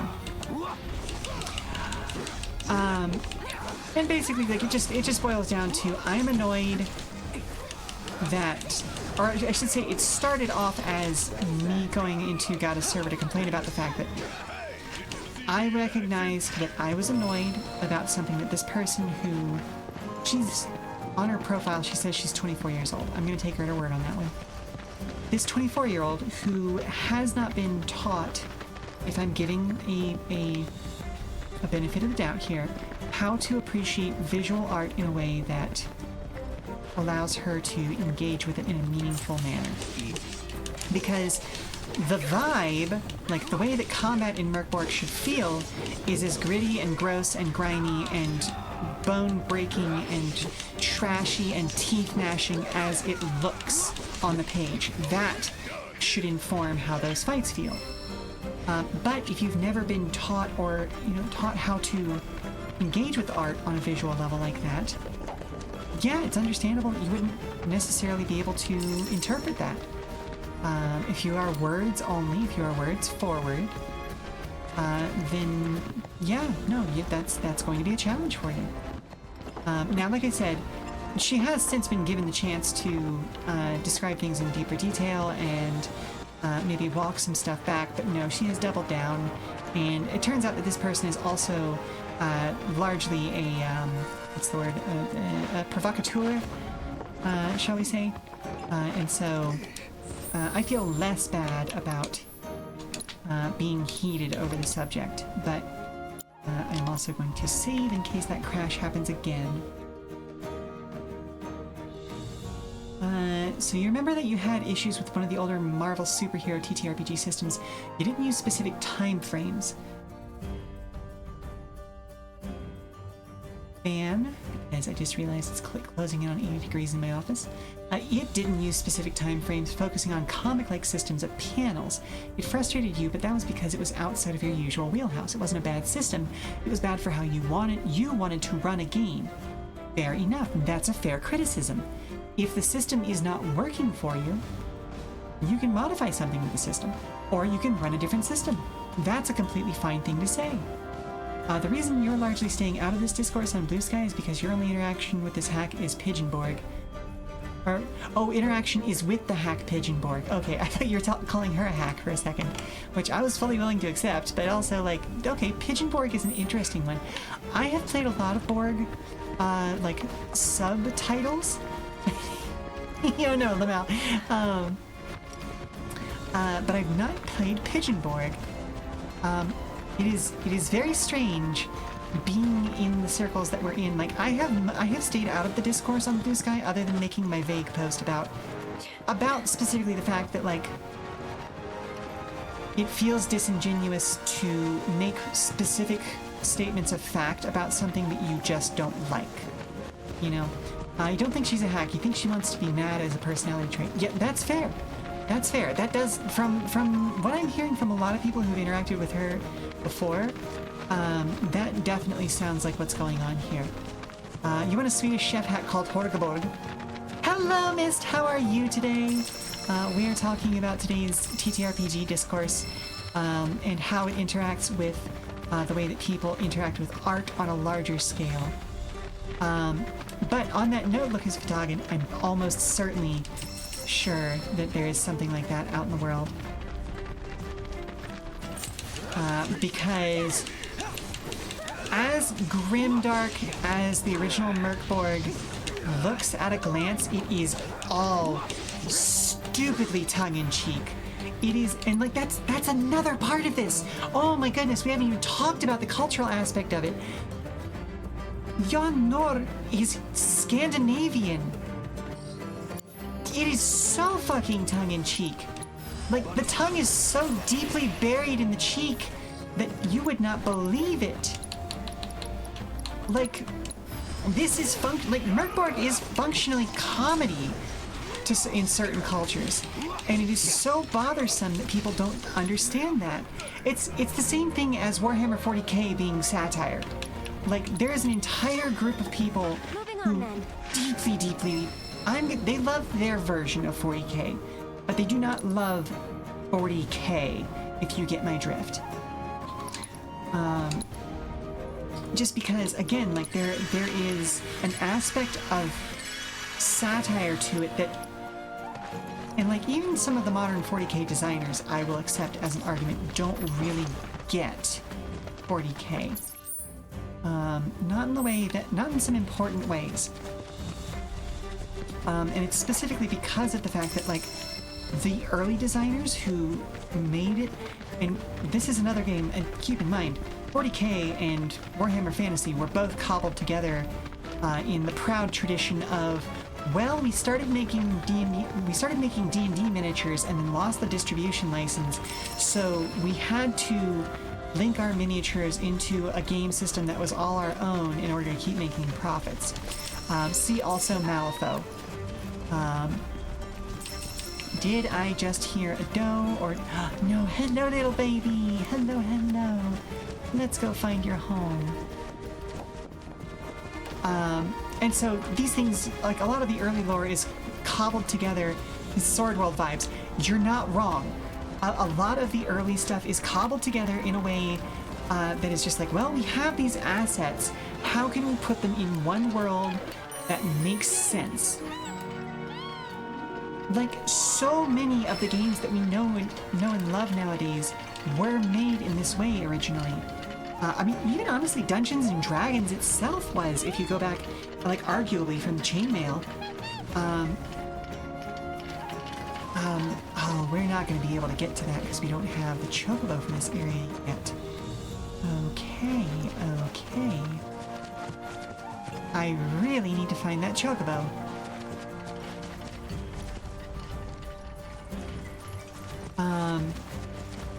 So yeah, you know, it's this idea that, like, no, the early lore does not fit together particularly nicely, but the early 40k stuff was almost entirely satire of, like, Thatcherism and all of that sort of stuff, which is an incredibly, like, if you don't know anything about British politics in the 80s and 90s. This here's the Crow's Nest.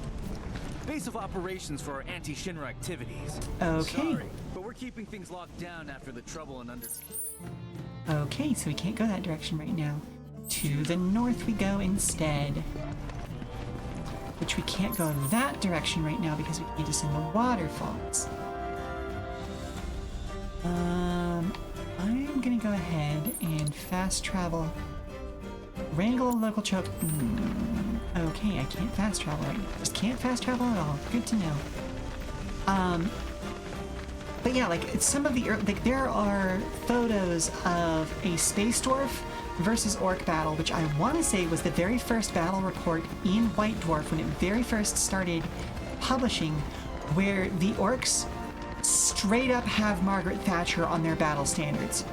The whole joke of that battle was that the good guy space dwarves were fighting against, who were unionists, not in the pro-British Union way, but unionists in the pro-workers union way, fighting against the evil orcish space Thatcherians. Thatcherians? You know what I mean. Like Thatcherites. People who, you know, thought that Thatcher's belief that, you know, tearing apart the state and relying on rugged individualism was the way to go. It's a whole fucking thing. And so, like, yeah, that's the origins of 40k. Space Emperor is awful. He's fucking Hitler. Like, it's not subtle. They have a double-headed eagle as their emblem. That's not fucking subtle. Like, I don't know what else to say there. What? If you want a good emperor, go to Warhammer Fantasy, arguably. And I do say arguably there, because that's a whole other thing to get down. Okay, so, okay, we are making some progress. We want to follow this road up and around to get to here. Okay, cool. So yeah, it's there. Knowing history, knowing how to engage with art, outside of the wow, cool visual, and oh hey, look at that! Oh look at there's an interesting and easy segue into Mobile Suit Gundam. Wow, cool robot is not how you're meant to engage with that series, like at all. Like at all. Like that's not the point, y'all. Like, okay, yeah, wow, cool robot, but also, war's bad. War's real fucking bad. And if you paid attention for like 5 minutes to anything that's actually going on in the plot, that would be painfully obvious. But again, here we get another part of the fandom that just kind of goes, wow, cool robot, and ignores everything else that's going on. And there's a certain point at which that kind of broke Tomino, who was the original creator of Gundam. Ow.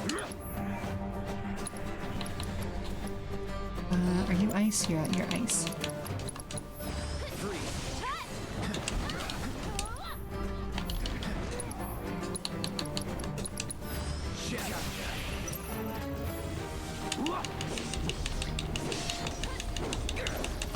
But yeah, no, like you can tell from a lot of Tomino's later work that like it hurt him pretty deeply that a lot of people just were not willing to engage with the art in the way that it needed to be engaged with. Like that's actually the outside outside of the universe reason why we stopped seeing new types in Universal Century stuff was the fact that like when the series started, Tomino genuinely believed that if humans were able to engage with each other on a more like interconnected emotional level, that we would be able to find understanding with one another. But as he watched us continue to make the same mistakes over and over again, despite having better tools to make those connections, it broke him. It just absolutely broke him. And yeah, no, like I said, that's a big part of the reason why new types stop appearing in even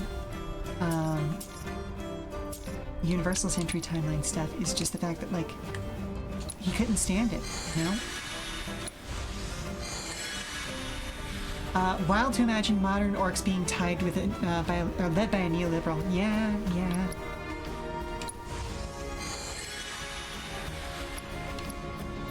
You have closed blue sky. Oh no. Oh, it's gotten that bad, huh?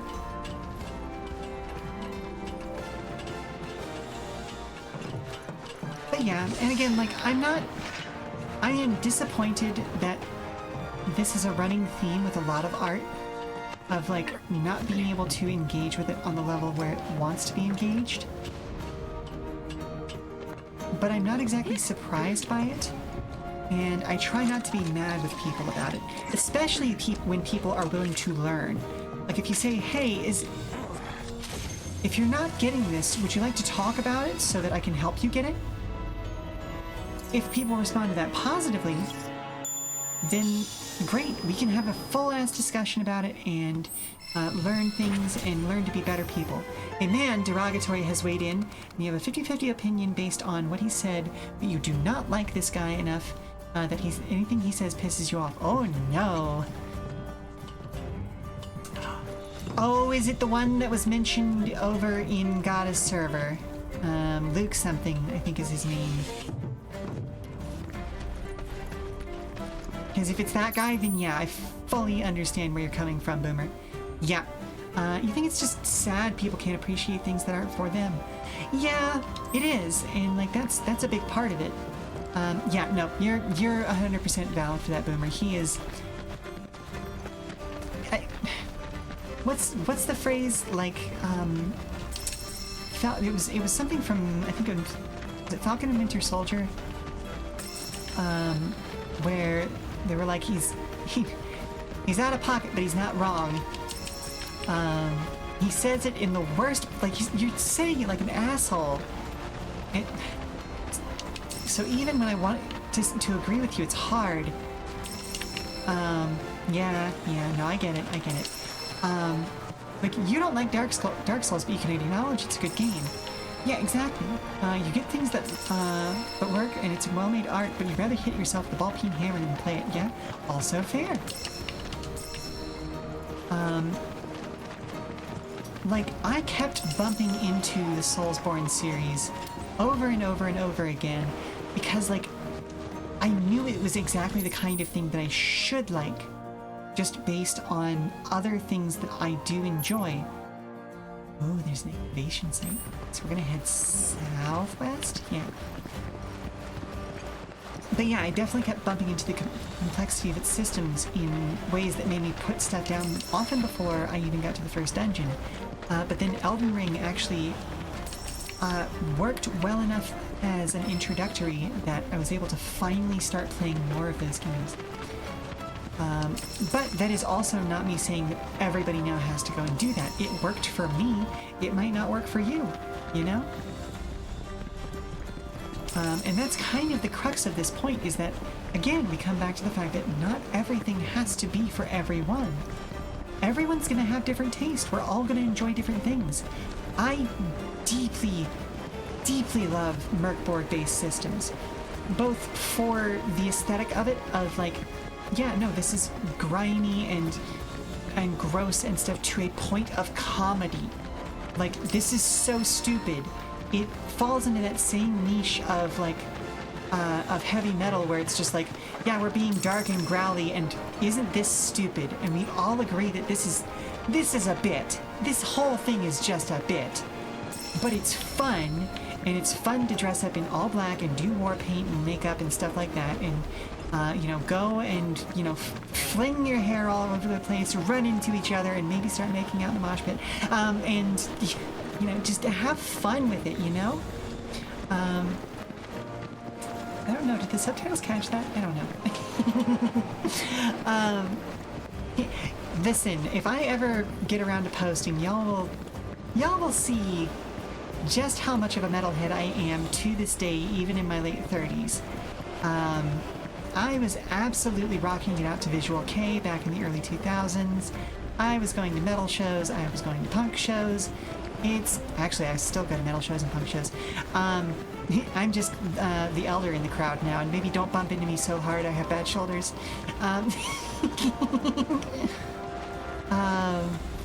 It's a whole thing.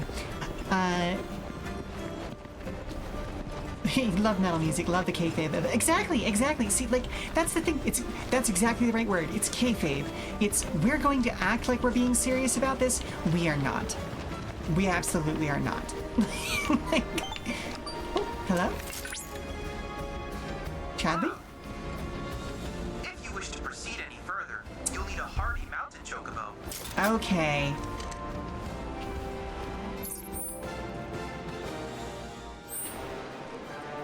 Alright, we're heading this direction, so that fight's not entirely unavoidable. I'm gonna dodge around it. Anything? Wait, is this the excavation site? Oh. But yeah, it's not meant to be taken seriously, and Merkborg's style is very much in the same vein to me. Of like, this is, well, I mean, it is literally a heavy metal, or not heavy metal. You could quibble with the exact kind of metal it's trying to be, but it is a metal TTRPG. It wears that on its sleeve, you know. And it is not. That's how it's meant to be engaged, you know. It's grim, it's gross, it's all of those things. Right. I do need a chocobo to do the digging. Okay, so I can't do shit there right now.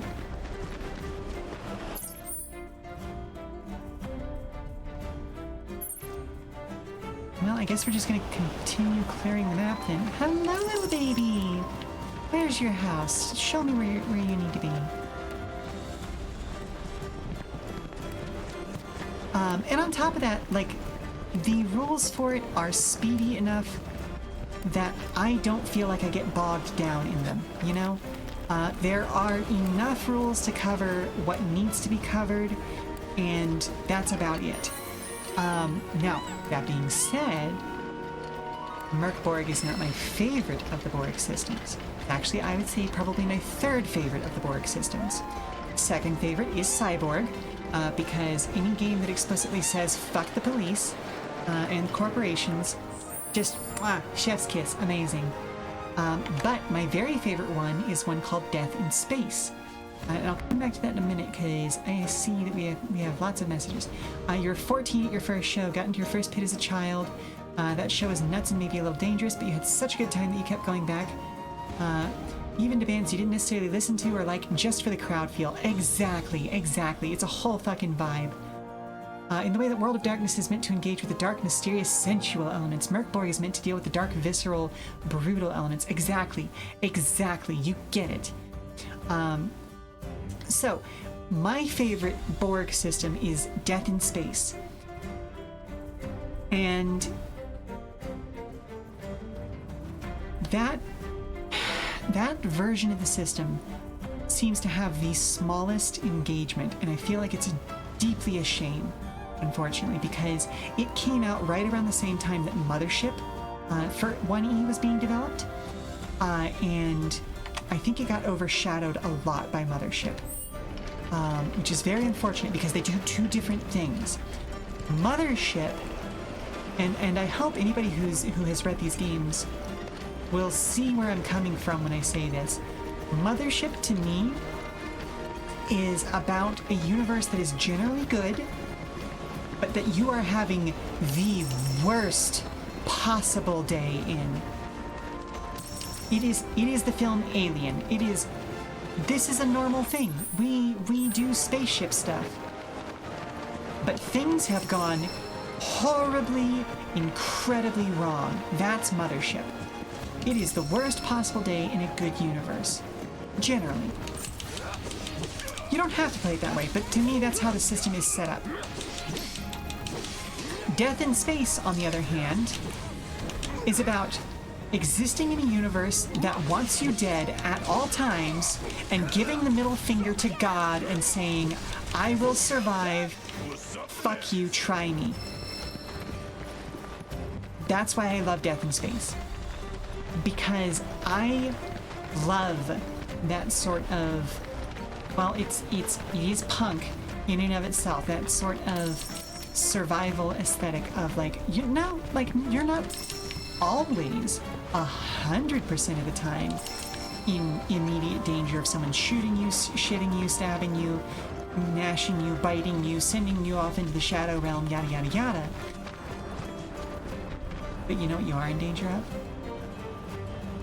You have about 6 inches of bulkhead between you and the void. There's someone coming around the corner. You don't know if they can trust them. They can trust you. You don't know how this is going to turn out. What if when you go to draw your stun baton or your taser, you accidentally draw your slug thrower? What happens if you miss with that slug thrower?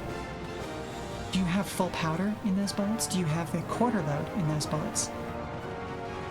If you got the quarter load in those bullets and you miss, probably nothing goes wrong. If you instead accidentally loaded in the full load for those rounds today and you miss, and that bullet goes full speed into the bulkhead, there will be nothing between you and the void. And that's why I love Death in Space, because it allows you to teach, well, not teach, but to tell those sorts of like very, very tense stories in a way that even Mothership doesn't quite capture. Mothership feels like an action movie in the very 80s manner, whereas Death in Space feels more like a horror movie. And I love that. 6 inches of bulkhead or 6 inches of bulkhead? Listen, normally I would be like that, but hopefully that little bit of narration that I just gave you gives you an example of exactly how messed up I can make my games. Because, yeah, no, it is fun to mess with people like that. Suddenly realizes why slug throwers in space are more dangerous than energy weapons. Yes. Yes, they absolutely fucking are. There is exactly one weapon in that game that is described as a war crime. Basically, in text in the game, it is an automatic scattershot slug thrower used as a ship-mounted weapon.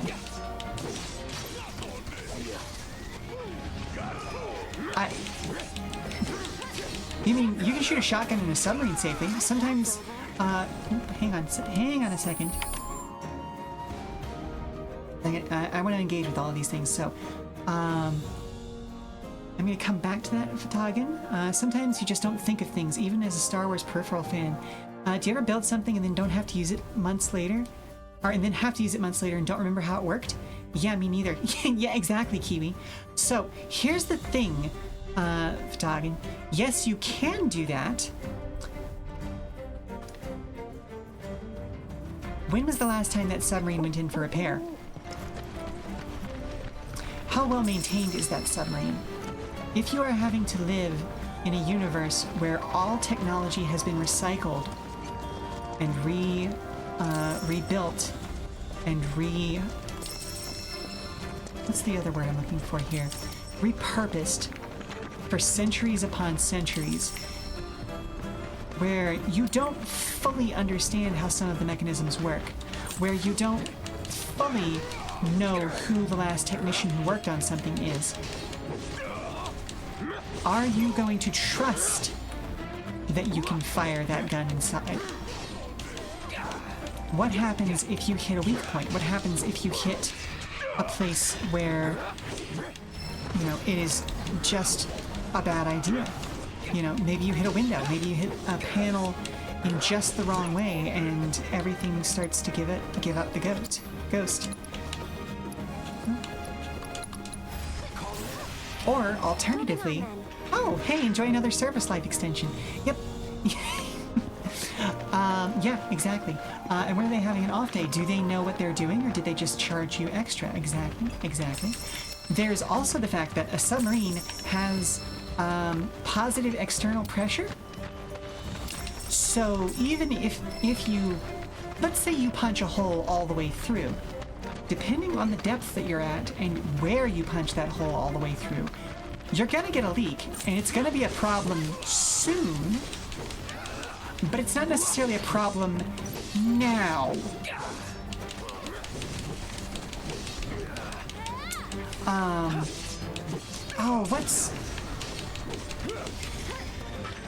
Whereas in the void, what's the engineering and safety phrase I'm looking for? It's an OSHA phrase. Delta P, I think? That, like, what happens when there is a significant pressure difference between the side of a partition that you're on at the high pressure and the other side of the partition at dramatically lower pressure? Well, there's differential pressure. It is delta P. Okay, you know the thing I'm talking about. It is a thing in diving safety, in underwater repair work, and just OSHA stuff in general. Bad things happen to a person when they ignore delta P.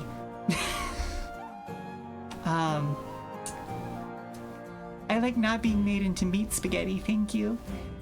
I'm good. I don't want to be meat spaghetti.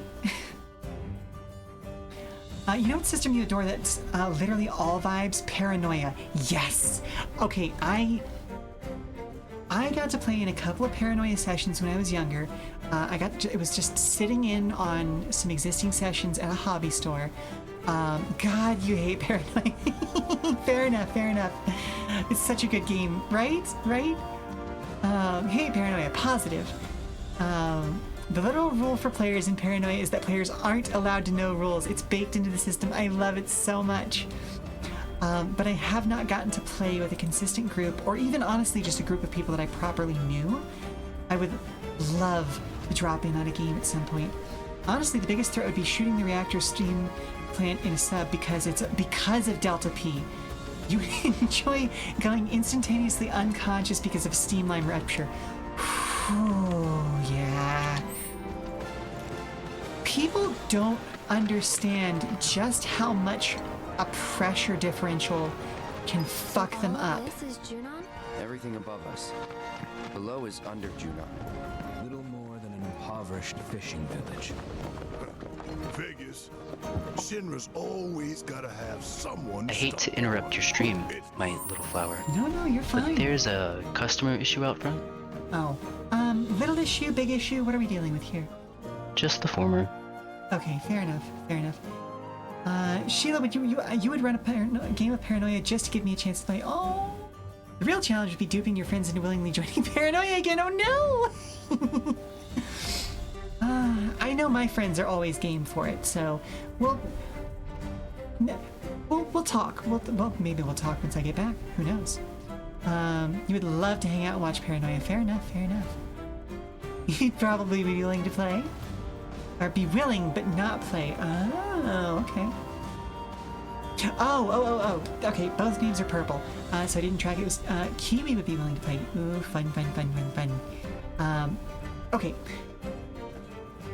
We definitely need to talk more about this once I get back, but I do need to go and see what's going on with this customer. Plus, we've got a commercial break that's coming up anyway. So everyone stand up, stretch, refresh your refreshments, and we'll be back in 5 or so minutes, okay? Alrighty. So pricing issue? Is it a personal availability problem? Does this person just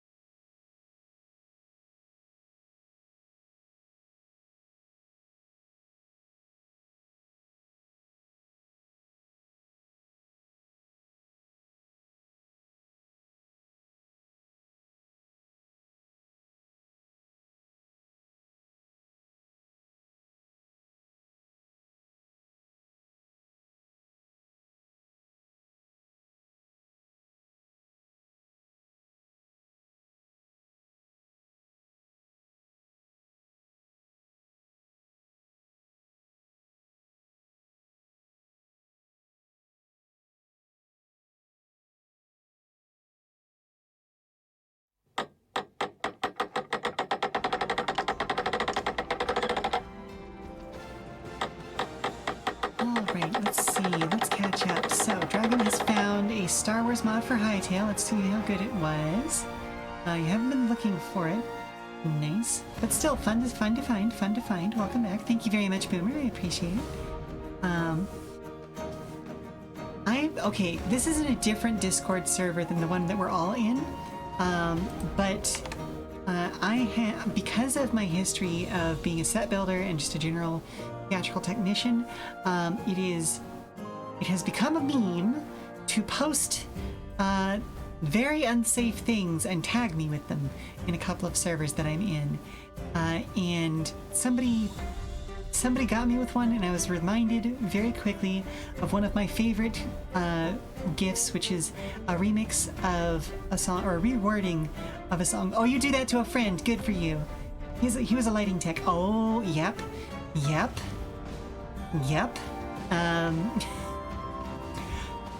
Okay, Boomer.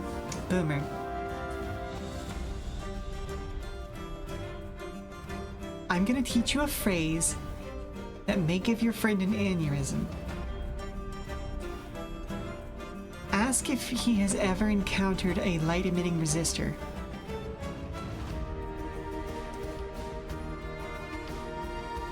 LERs. Light-emitting resistors. I am curious to see what happens.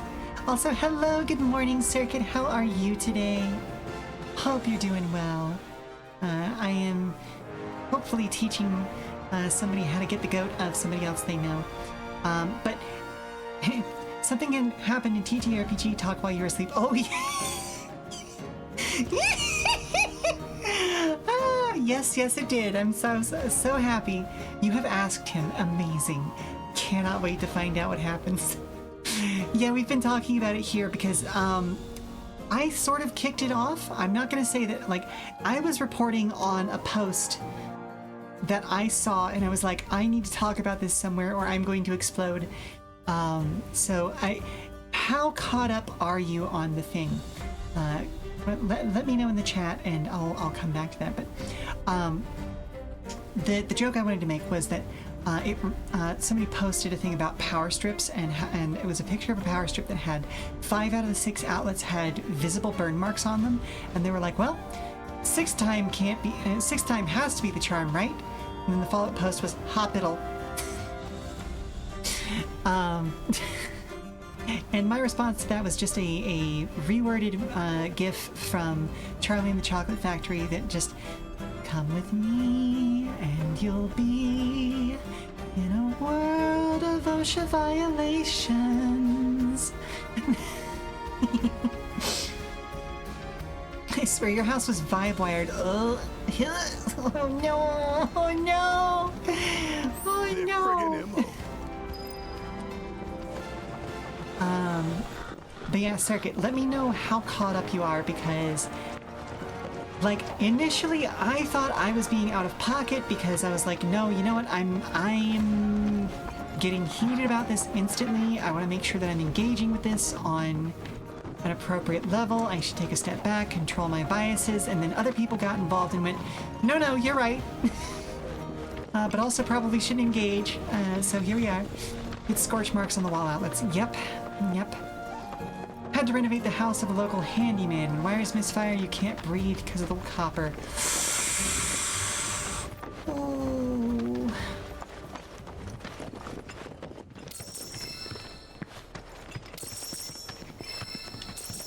Also, I thought this place was supposed to be the Republic of Junon, not just a single village. One moment. Welcome to Under Junon, our sunless oasis. Thank you. My name is Rhonda. I'm the mayor and sheriff around these parts. Duly noted.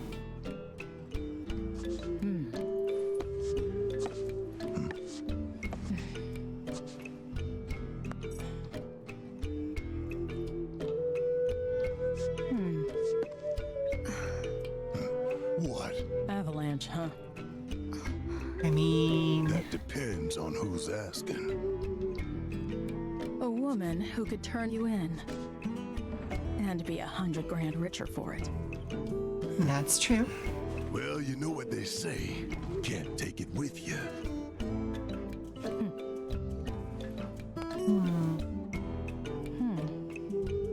And Aerith to boot, huh? That's another $500,000 on top. $500,000? Down here, though, we know when to turn a blind eye. Appreciated. Consider our lips sealed. Sorry, but I call bullshit. Well, I don't think you would. She is if you knew adorable, even isn't half she? of what my town's been through. You don't like it? Leave. But over there's a quiet little inn where everyone's welcome. Any guys in black robes pass through? Not that I saw. Did see some black suits, though. 2 guys and a girl. Looked pretty tough. Well, well. They made a beeline right for the elevator. Now we're talking. No, don't even think about it. In case it isn't obvious, upstairs is Shinra turf. And the same goes for the elevator as well. Noted. Good to Don't know. ask me what, but the company's got something big planned up there. And security is tight. All right, fair enough. You start anything at all, and there will be consequences. That's fair.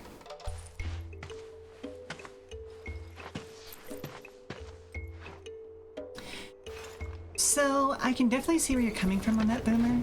Mayor and Sheriff feels like a conflict of interest. It's also the kind of thing you tend to fall into in this sort of story.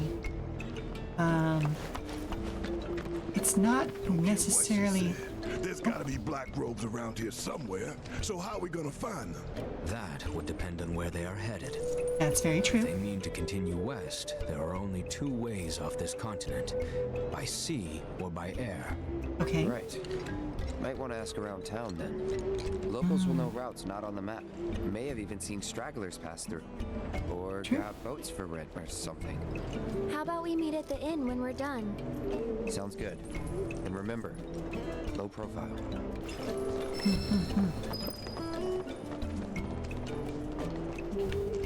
So, as I was saying, it's the kind of thing that, like, if you sought out to be both positions, then, yeah, huge conflict of interest.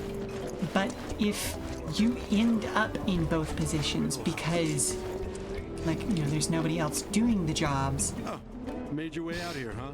It's a little bit of a different thing. I've got the perfect backdrop.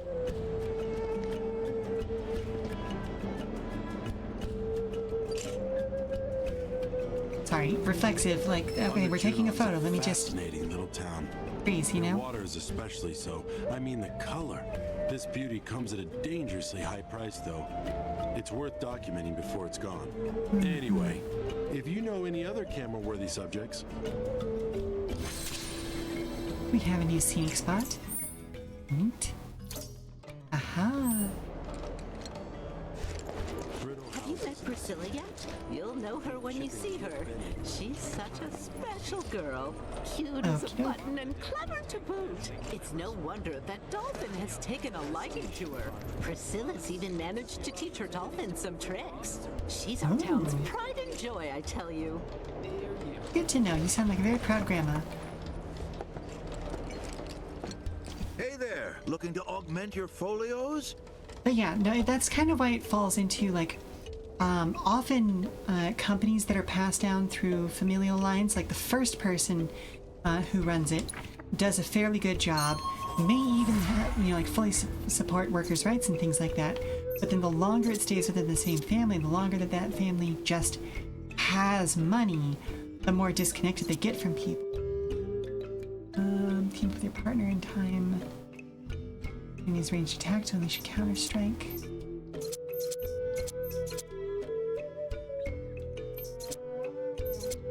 The same thing could be said about, like...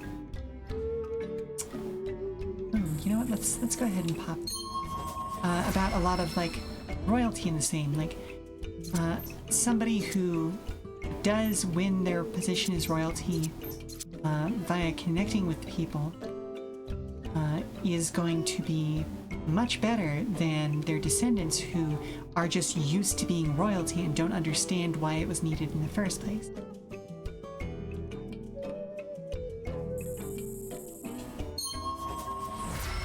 Now, that is not me saying, ooh, we should have a king. But it is me, like, pointing out a historical, what's the word I'm looking for here? A historical pattern, you know? Follow up on attacks. We've already got this one.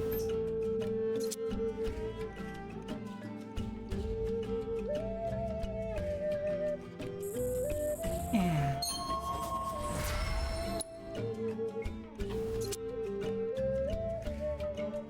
Strong defensive stance.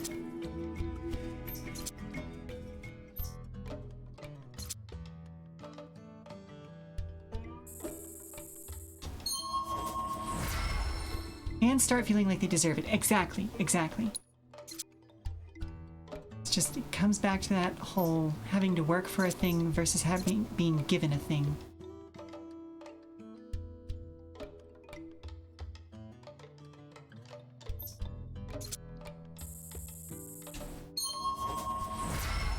You've caught up in the channel and read the initial offending post, and regardless of whatever else she doubled down on, I think her original point has some merit.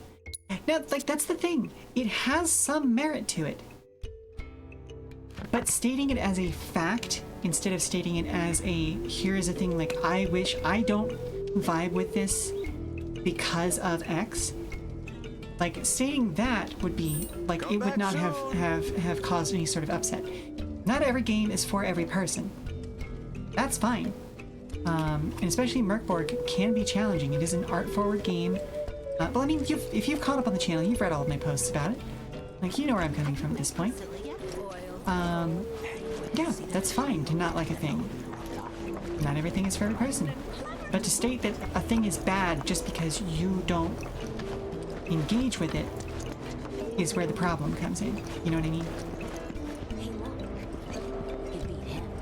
Yeah, Oh, hey there, mister. Are you looking for someone to play Queen's Blood with?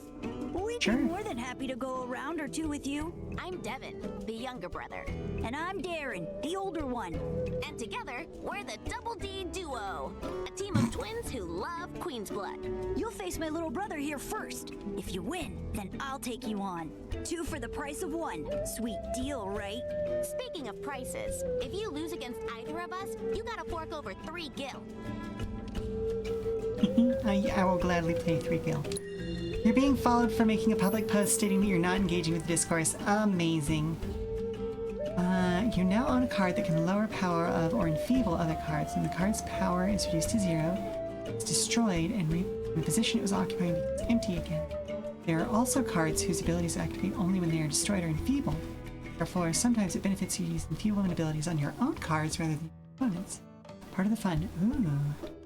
Probably read the phrasing more charitably than Merkborg is bad because you interpret it more like the frustrating aspect of Merkborg.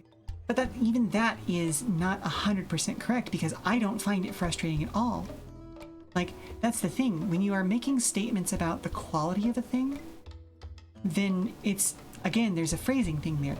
Saying, I am frustrated by this thing, perfectly valid. If that's a point of friction for you, maybe somebody else could help you get past that friction if you'd be interested in doing so. Or otherwise, that's fair, just in whole, full stop. You don't have to engage with it if you don't want to.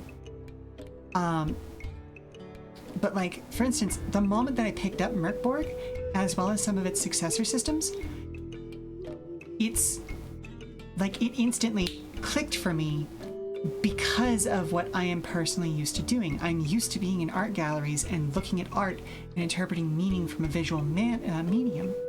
So for me, there was 0 frustration there. I instantly understood how things were supposed to feel and was able to smoothly slide into it.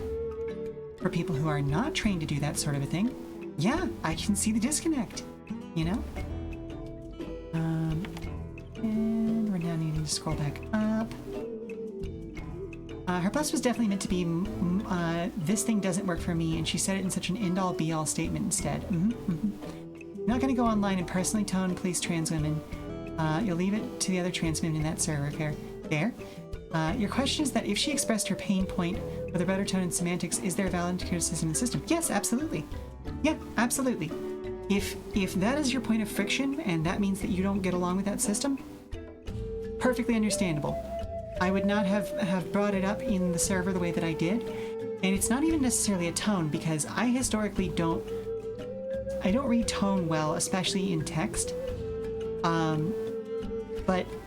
So I really only engage with the text as it is. So and this is me getting into a personal preference of my own. I don't like to think of that as tone so much as conjugation. Like the way that sentence was conjugated was as if it was a fact. And again, I fully know that I am splitting hairs by that statement, but if tone is the preference for how that is, then yeah, I guess it would be tone. Yeah, no, and again, like, I know plenty of people who cannot into Merkborg. God is one of them, if I recall correctly. If it doesn't work for you, it doesn't work for you. It is, as I've said a number of times over the course of the stream, it is a very art-focused game, and if you are not prepared to meet it on its visual medium, or you require either more explicit specific rules, or for the rules text itself to say, here is what you should do in these circumstances, even if it is still very open, then yeah, that's fine. If you grew up with games that are entirely collaborative, where the GM is not meant to take on as much of a load as one does with games like Merkborg, that's also another point of friction that I have seen. If you are the kind of person who wants to pass the speaking conch, as it were, then yeah, Merkborg is not going to work for you as a system. And that's fine. That's a valid criticism in that case. I don't think it necessarily needs to change about the system, per se, but I do think that is a point of friction that I could see. But that's where we get into criticism versus, I want to say it's another C word. It's not critique. It doesn't matter. I hope that I've made my point clearly. In that, like, yeah, it's complaint. Yeah, there we go. In that it's fine to not like every system, even if it is a system that I like. Not everything is for everybody, you know? Like, for instance, I actually run into friction with Powered by the Apocalypse systems. Now, that being said, I am a deep, deep fan of Forged in the Dark systems. Forged in the Dark is a successor to Powered by the Apocalypse, but for whatever reason, my brain never quite lines up with stuff that is PBTA. But that doesn't mean that I don't support the existence of those systems. Heck, I've kickstarted a number of things that are more specifically PBTA because I deeply wanted those artists to have a chance to prove their point or to make their statements and things like that. Even if the game isn't for me, I love it as art. And, you know, I'm willing to admit that, like, okay, just because it's not for me doesn't necessarily mean that it shouldn't exist, you know? You enjoyed Monster of the Week for a long time, but you enjoy Thirsty Sword Lesbians more, even though it took you a while to come around on TSL. See, TSL is actually a great example of the kind of games that I was thinking about. You think that appreciating the art of Merkborg does not necessarily prepare you to improvise rulings where the rules leave off. That is a separate skill, in your opinion. Okay, fair. And that's a valid criticism, but I would want to know more information about what that actually means. Because, for instance, in just her first couple of posts, it feels like she's complaining about not being able to understand the tone, even though she understands the tone of the art. Like, there's a specific phrase in there. Give me just a second. That and it's, like I said, it's a very specific phrase that flipped my switch. You're not entirely sure how combat is meant to feel, since that gets lost in the game's tone. That's the part that bothers me, because the game's tone informs how combat is supposed to feel. And this comes back to one of the things that I was saying earlier about the fact that, like, I have an inherent bias here. I grew up in art galleries. I was being completely serious when I said that. You know, both of my parents, but my dad especially, was very strong on teaching me how to interact with art in a way that makes me try and figure out what the artist meant by it, try and figure out what it made me feel, and talk to other people about how those things made me feel. And so, for me, the feeling of combat is directly informed by the art. You know, it is also harkening back to an older style of games where the GM is just inherently expected to, you know, be a storyteller, to create these scenes, to fill in these gaps. And there is a cultural aspect to that. It is a different generation. And that's part of the reason why I also brought up her age. She is too young. She is not of that generation. She doesn't have real contact with people from that generation necessarily. I don't know, but I can give her the benefit of the doubt on that. You know, she's also at a young enough age and, you know, presumably does not have that same kind of, you know, artistic exposure that I have. And so, yeah, like I can't hold that against her necessarily. Now, if you have specific examples of moments where combat, you know, breaks down, that's another discussion to have entirely. There are definitely moments where I have had to make rulings, but that has happened in literally every game I've ever played. And granted, it is a separate skill, but if you already don't have that skill to make rulings, most games on the market are not going to inherently teach you that skill. There are certain games that are better at teaching that skill, and some that have made a concerted effort to teach that skill. But it feels bad to point out Merkborg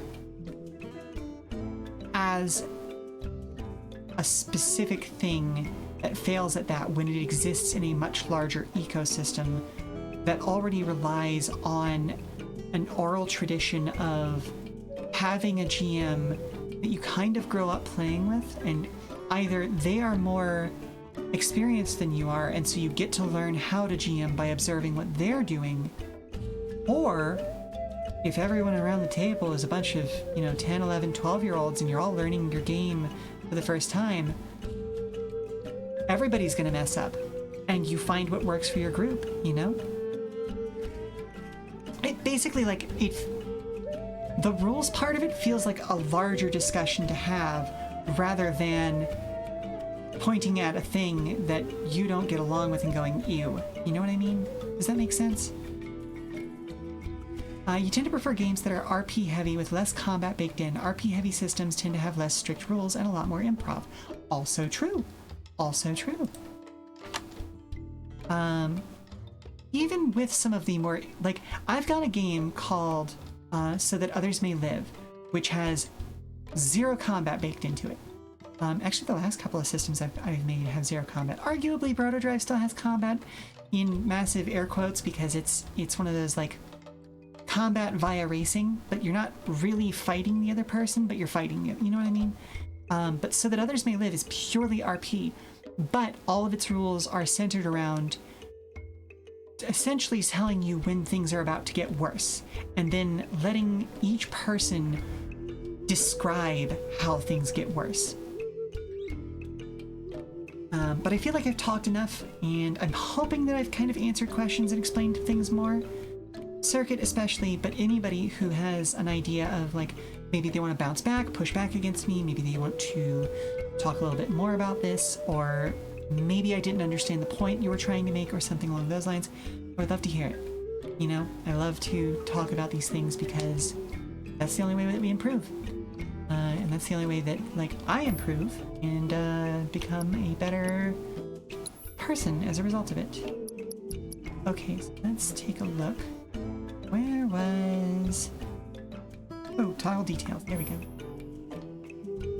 Add a Mandragora minion to your... Okay. Oh, okay, so they can make more Mandragoras. Okay. Card has no abilities. Card has no abilities. When played, lower the power of enemy cards on affected tiles by 4. Ooh. That's a very strong card. That's a very strong card. No abilities. abilities. No abilities. Lower the power of allied and enemy cards on affected tile by 3. Interesting.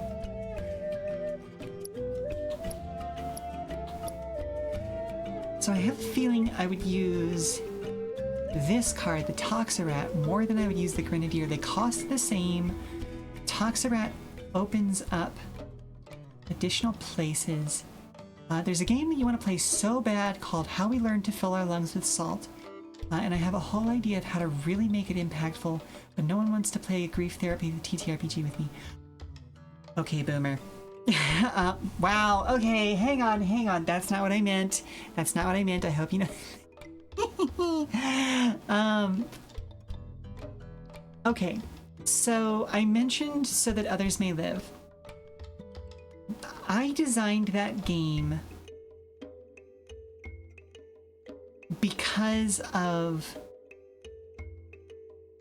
the fact that I wanted to explore some of the trauma of having grown up in Florida, and specifically in very, very hurricane-affected areas of Florida. The entire point of the game is that you are a member of a search and rescue team in the wake of a disaster of some sort. It is designed to deal with bad situations that are going to get worse. Up to and including the way that I describe die rolls in the game. You succeed, like it's a dice pool game. Just uses d6s, most easy to acquire dice in the world. You can play it anywhere. Even including the extra lore bits that I stuck in at the back. I want to say it's only like 14 pages long. Technically speaking, it is a 5-up success dice pool. That's not how it's described in the game. The way that it's described in the game is that you need to keep track of how many 4 minuses you get. Because the harder you fail at an action, the more questions you have to answer about the situation. Things like, what did you miss? Who disagrees with you? What cracks? Things like that. And you, the player, who has missed by that much, has to be the one who answers those questions. Because that dynamic changes the situation. And we left all of the questions very, very open and made specific statements about the fact that, like, for instance, what cracks? That doesn't mean necessarily a physical thing. It could be a physical thing. It could be a bone. It could be a tree branch. It could be a piece of concrete.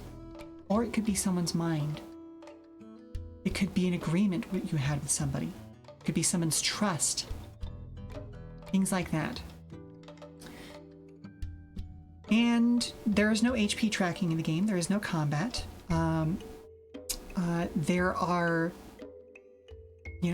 moments where you can choose to die in order to make sure that everyone else gets out safely.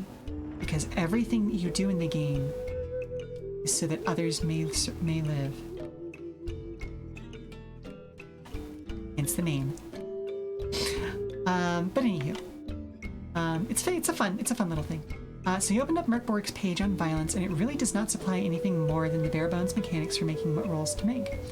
Evangeline's second post sort of gets at the idea that the violence page does not communicate Nora's intentions that she screenshotted. I agree with her that you could have a little more substance to relate what combat expectations are. There. Again, that is not a point of friction that I encountered because I was engaging with it as a piece of visual art that uses the visuals to describe the intended meaning. But if you are not able to engage with it or don't want to engage with it on that, or let's say that you are the kind of person who can't deal with the absolute bombacity that is a Merkborg book and you got a text-only version of it, then yeah, that entire part of that experience is alien to you. And so yeah, it would behoove them to have some additional FAQs to add a little bit more substance to that. I can definitely agree with that. Like I said, I am of an older generation, that is used to the kind of combat that is done in Merkborg-style games, so not really a problem for me. I know about what has to happen there anyway. I play a lot of miniatures games. I do a lot of stuff like that anywho. Not something that I ran into, but yeah, that is a good point. That is, again, a bias on my part.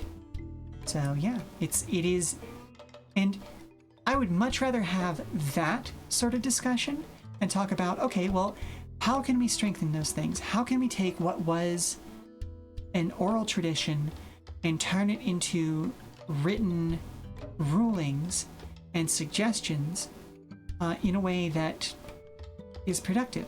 That is absolutely something I would love to do. But you know, the enemy or the internet makes every. In any case, thank you for the invigorating discussion to start the morning. Fair enough. Fair enough. And like, that's the thing. I love having these discussions because, yeah, that's a blind spot for me. I am part of that oral tradition, going from the old gamers who kind of knew how it was supposed to be, and because of those sorts of things were disseminated out as people graduated from being players to being GMs in their own right. But if you are just the kind of person who picks this book up off the shelf and goes, ooh, I want to run this, yeah, no, that is absolutely a great point. But the vibe is off, you know.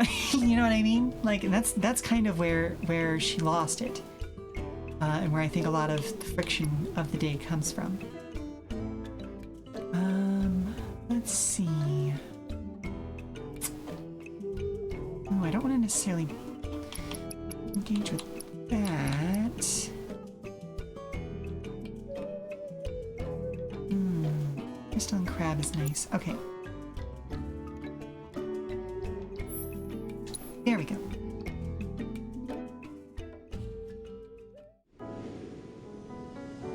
I will also say that I think Merkborg is, like, this kind of ties into some other critiques I've seen of Merkborg, of the fact that it's more interested in being an art piece than it is in being like a functional game. Which, yeah, no, that is absolutely a fair criticism of it. It's not a problem for me personally, but I could absolutely see that being a major issue for other people, you know? You know, I'm gonna hold this hand.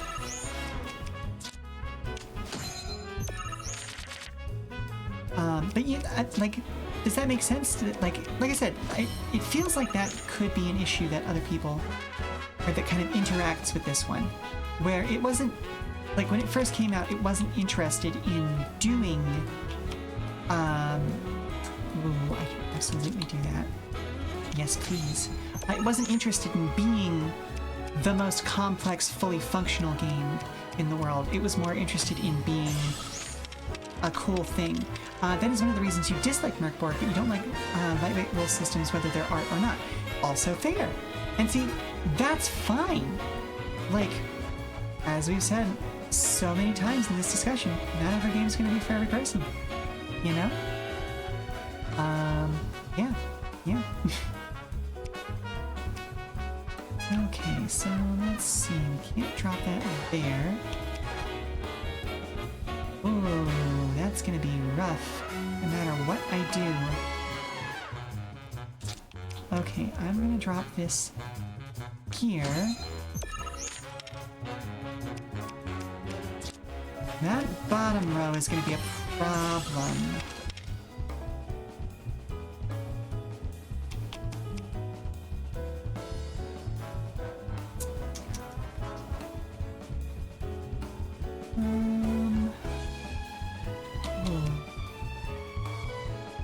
Okay, yes. Mostly just to stop them from proceeding any further there.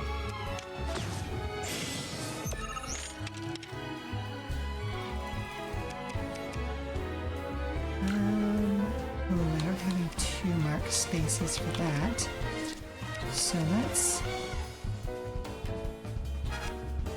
let's drop you there.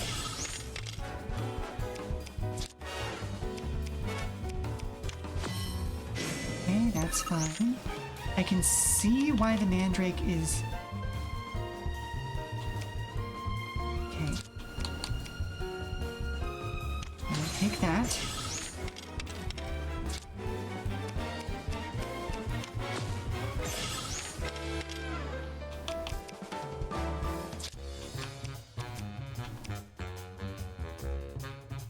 Alright, we're gonna pull this. Nice.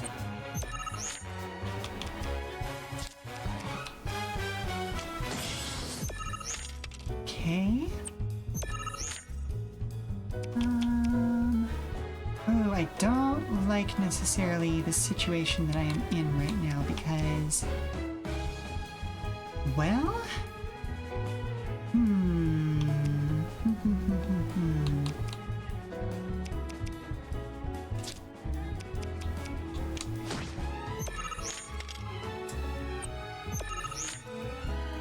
Yep, I am gonna lose this one.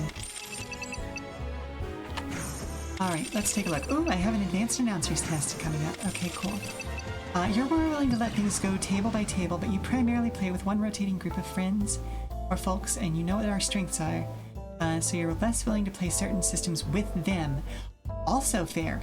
Like, for instance, my base set of friends, I typically do not want to play particularly rules-heavy things with them, because, well, all three of them have ADHD. And if it is a complex rules-heavy thing, one of them will play the most basic character he possibly can. Great for him, he knows where his strengths are. Another one will play a character that they will become completely obsessed with, which means they're going to learn all of the rules. Great for them. And then the third one will play the most complicated ass fucking wizard possible and spend sometimes, and I swear to you, 40 minutes on a single turn of whatever the combat analog of that system is.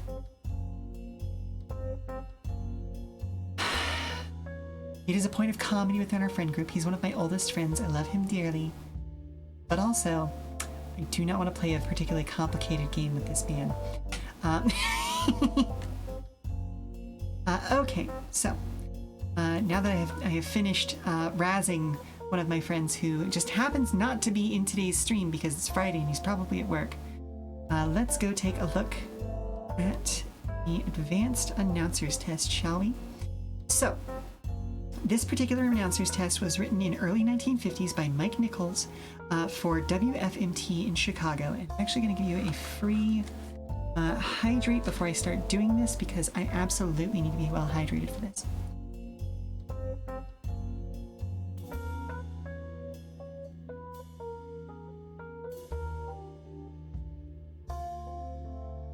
The WFMT announcer slot is not a happy one.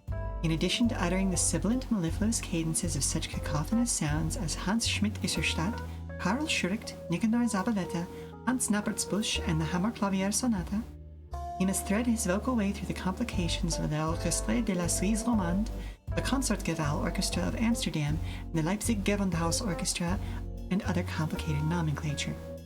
However, it is by no means to be assumed that the ability to pronounce the Orchestre de la Société du Conservatoire de Paris with fluidity and verve outraise in ease, naturalness, and friendliness of delivery when at the omnipresent microphone. Oh. Hey Mom, look at this cool animal I found. That's an adorable little, what is it, sweetie? No. Think of a few facts about this thing and be ready to tell them to me. I'm gonna finish this up real quick. For example, when delivering a diatribe concerning Claudia Muzio, Beniamino Gigli, Eddie Plumacher, Giacinto Prandelli, Hilda Rosenmarstan, and Lena Pagliucci, 5 out of 6 is good enough if the 6th one is mispronounced plausibly. Jessica Dragonet and Margaret Truman are taken for granted. Poets, although not as such a constant annoyance as polysyllabically named singers, creep in now and then. Of course, Dylan Thomas and W.B. Yeats are no great worry. Composers occur almost incessantly, and they range all the way from Albinet, Alphen, and Auric through Wolf Ferrari and Zeissel. Let us reiterate that a warm, simple tone of voice is desirable, even when introducing the Bach cantata Ich hatte viel Bucke Mornis, or Monteverdi's opera La Incoronazione Hippopia. Such then is the warp and woof of an announcer's existence in diesen Helgen Hall. Ooh, stumbled through that a couple of times, but I hope everybody enjoyed it. Okay, so let's go ahead and set the heavier stuff aside. Mostly just because I don't want to relitigate that discourse for a fourth time when I get back. But that being said, if you have interesting things to talk about as far as TTRPGs are concerned, I love having good discussions about them. Even if at the end of the discussion we have to agree to disagree about certain things, you know? But I would also love to talk more about paranoia and various other fun things where you get to mess with the players. But anywho, we'll be back in 5 minutes. I'm going to run a commercial, and I'm hoping we didn't just gain a new pet. So yeah, talk to y'all soon. Alright, so that is clearly a squirrel, but tell me some interesting things about squirrels.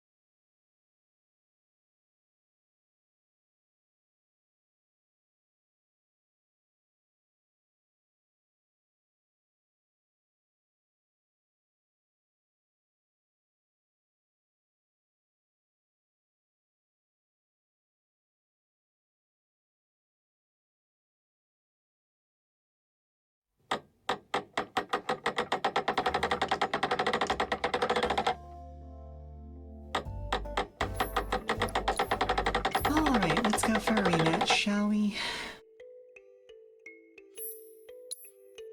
It was a warm-up. It was just a warm-up, right?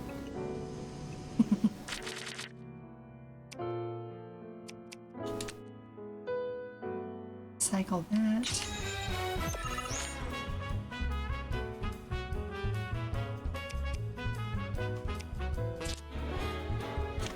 There we go.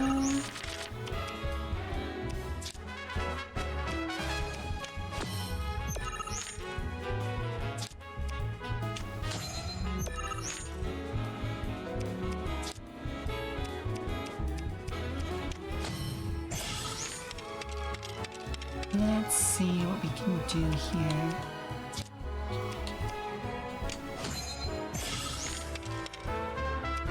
So far, so similar, you know?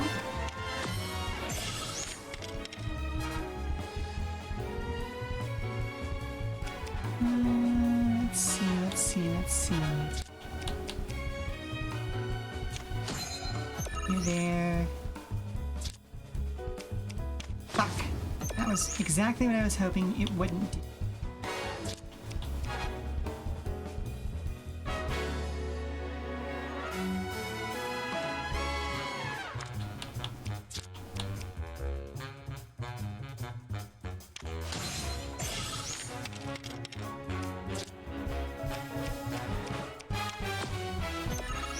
I see a thing about paranoia.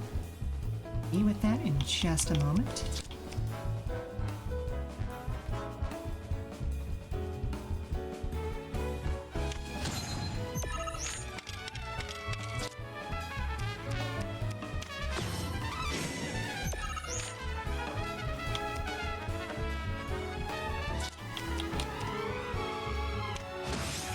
Steal that location.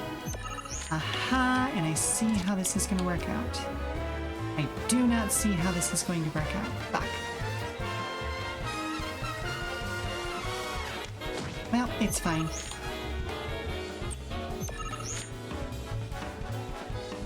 Oh, unironically, this is fine. Okay, there we go. Much better plays on my part. The drawing of the fat chocobo was important on that one.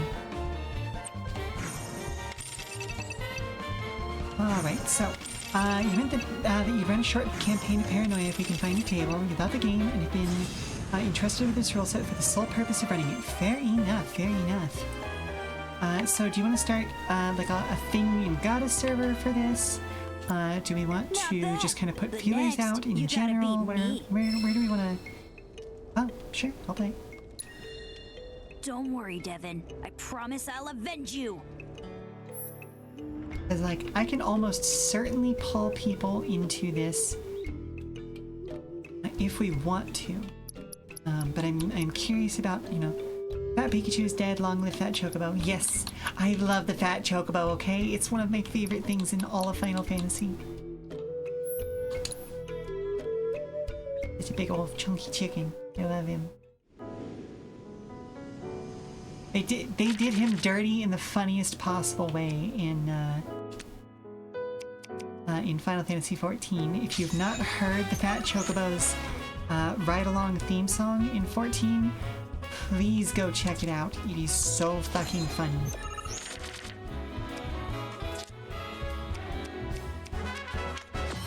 Oh, I hate that. I do not like whatever that thing is.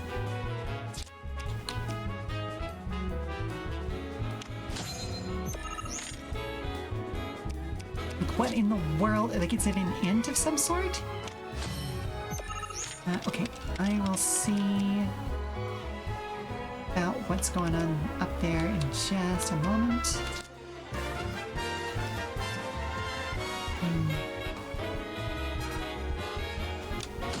Okay, that works for me.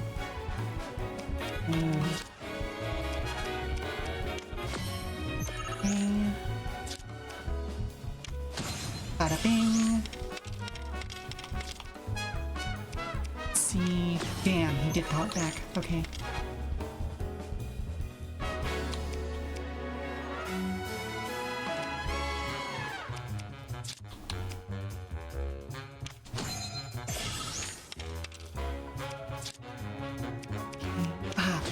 Beans. Yep, nope, I'm gonna lose this one.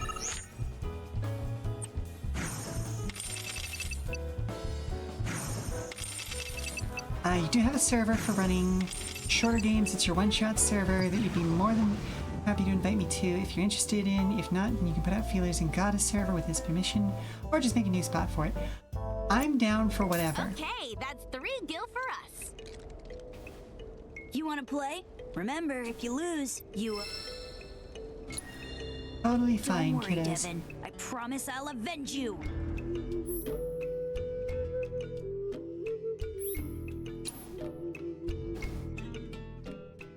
So yeah, if you have specific people you'd want to pull in for it, please, feel free.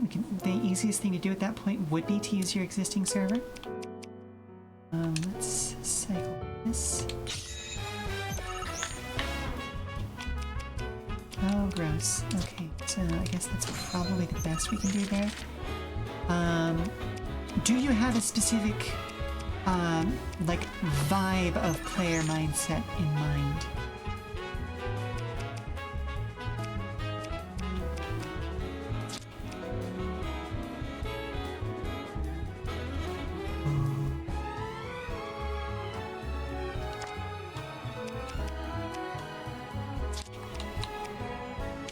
Okay, so I'm gonna have to play this a little bit carefully.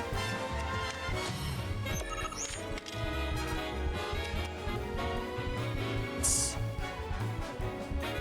see if I can do this. Alright, there we go.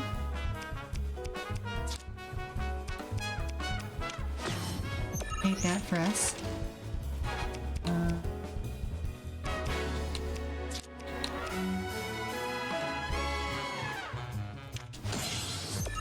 Okay, here's where we see if this is going to work or not.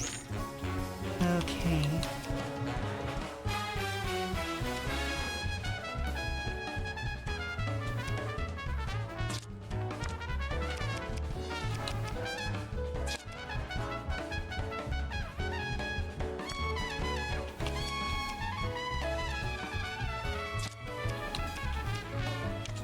Right there. So as long as I can still get something into... Fuck. Had to say something, didn't I? Alright, well, we're winning that bottom row at the very least. That is no longer in question in any way, shape, or form. Wait, hold up. What? That's some bullshit.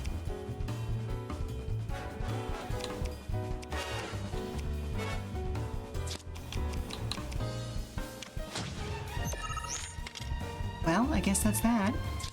Paranoia is a free-for-all, in your opinion. Oh, fuck off.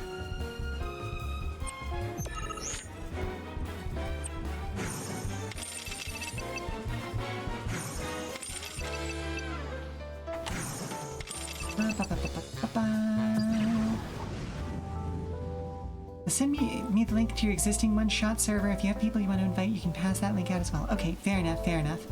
How many people are you aiming to have in the game? I know that when I run games, I tend to run for approximately 3 people, plus or minus 1, and that's where I'm most stable. And I guess when would you want to run the game?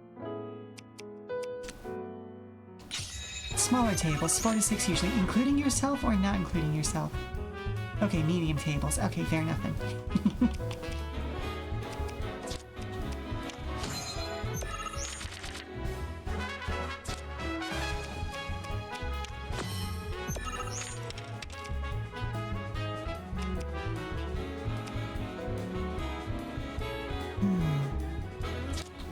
Put something there, but I don't think that's really going to be smart.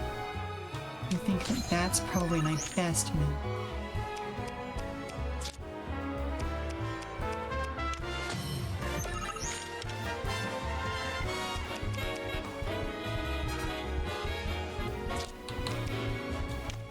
Let's drop one there. You get that other people run for like 3 players and aren't used to 8 to 10 man groups. So Here's the thing, if I'm running a game in person, I can absolutely do those mega groups like that. But online, I tend to go for smaller groups because I personally get very what's the word I'm looking for here? Like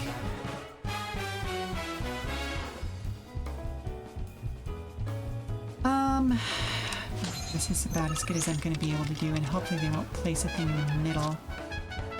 Fuck, and of course they're going to place a thing in the middle. Fuck you, guy. Well, I might still win. Probably not, but maybe. Nope.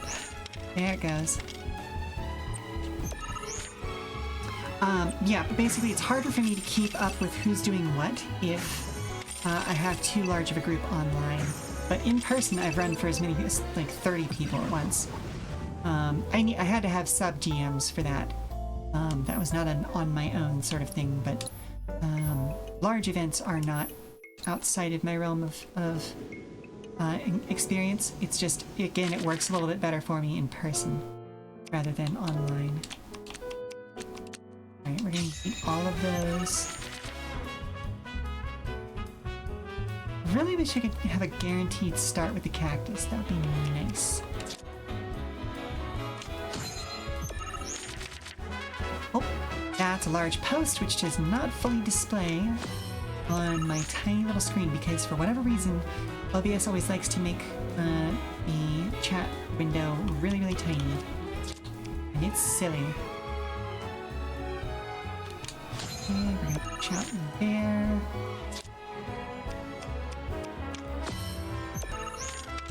Alright, so I want to stop him summoning more stuff in the middle. So I'm gonna do that.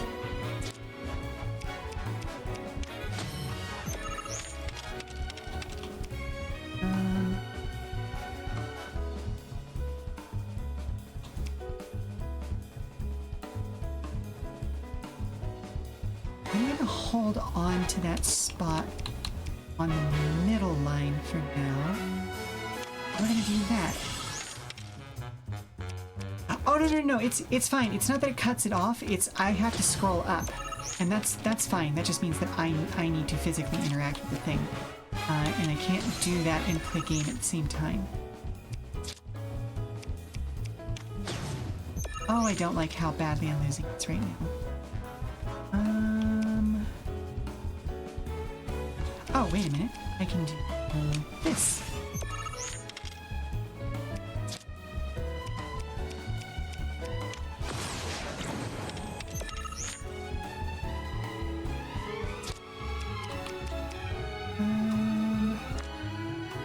No.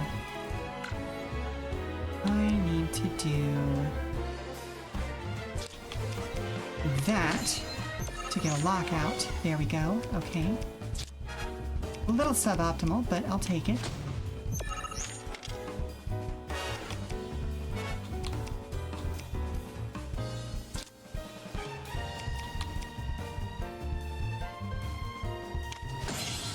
There we go. And there we go. Okay, cool.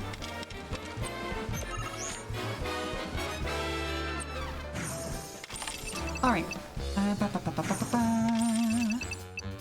So you have a couple of games that you're planning on running right now that will lock up your weekends for sure. So if you can secure a weekday, Friday counts as a weekday for purposes of planning. That'll be fine to run soonish. August is the start time. Fair enough. Oh no, where does it cut off? Yeah, no rush. Okay. So let's see. I run my games on Fridays as well, so that probably wouldn't work. Let's see, one of my players isn't available during the weeks, but I know at least one of the others is available on Wednesdays because we had an event that we were doing on Wednesdays that we are no longer doing on Wednesdays, specifically because the other player is no longer available during weekdays. New job. So, gotten a card. Aw, I can't believe we lost. You're better at this than I thought. Hold Hey, up. you won a Does bunch this of times, mean we kiddo. don't get our 3 gil? No, he totally still owes us. I will be Pretty happy sure the to deal play was you if we 3 lost, gil. we got 3 gil. Isn't that right? I'm just kidding. Kiddo, You may have here, beaten us have this 30 time, gil. But we'll get that 3 gil from you yet. So if you're ever in the mood, come back and play. So yeah, tentatively Wednesday nights. If my other friend who, again, previously had a Wednesday open, no longer does because of rescheduling, then it's pretty much up in the air. I am currently available basically Monday, Wednesday, Thursday during the week. Tuesdays are taken over by Tokusatsu, and then Word around town is Shinra's holding some kind of big event up top. Wonder what? If you're looking for them for whatever reason. So yeah, those are probably the 3 best days, and yeah, August would be no problem for unless something dramatically The lack changes. of sunlight being one similarity.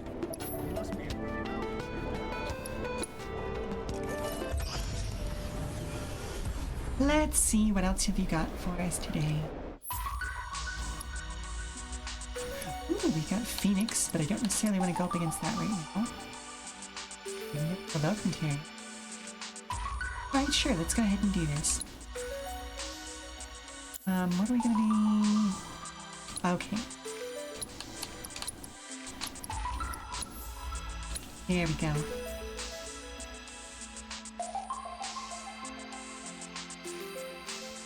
But yeah, Paranoia is one of those games that I would also love to run on stream at some point, just because it feels like a very fun and funny game as far as streaming games go.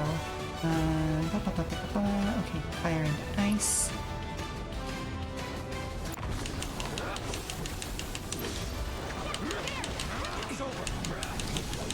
Okay.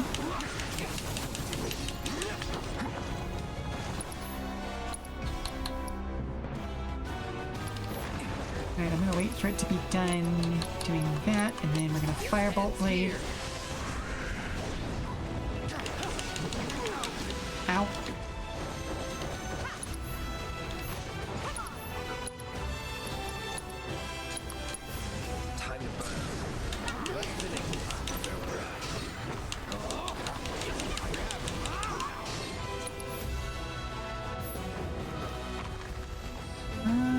Powerful attacks. Oh, right, we need to flinch them out of their hidey holes. That's the one.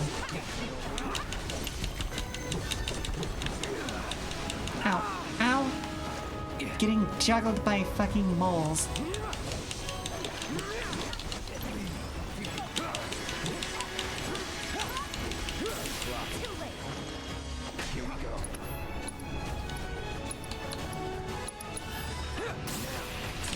There we go.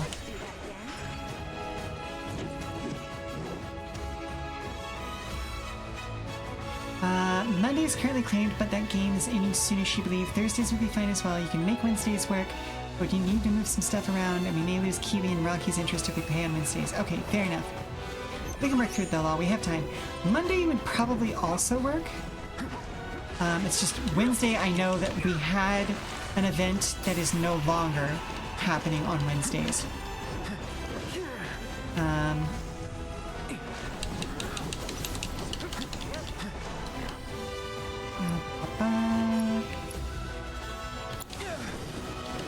Ow.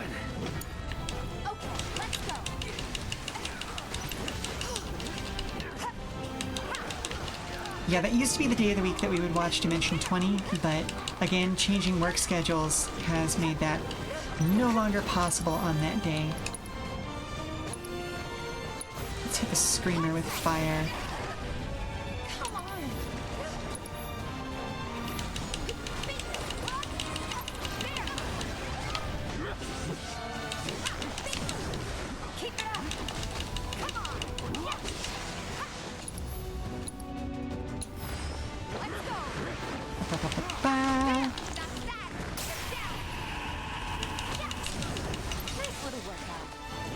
By August, God and schedule willing, we should be done with your Monday game. Okay, fair enough, fair enough.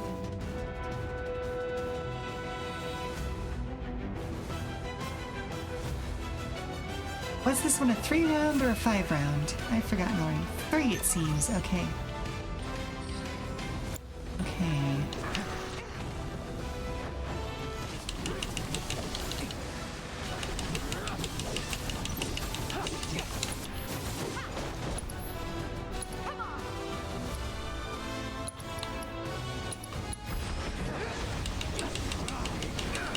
Ow.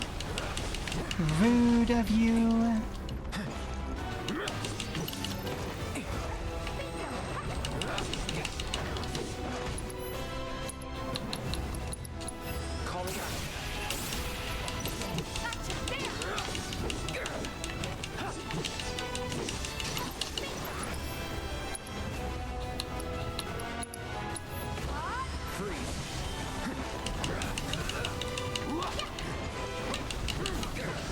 Wow, we are just juggling this thing as hard as possible, aren't we?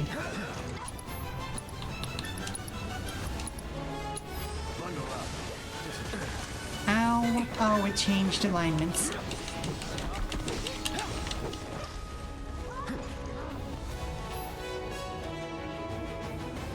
Toad! You've been turned into a toad, greatly reducing your combat capabilities.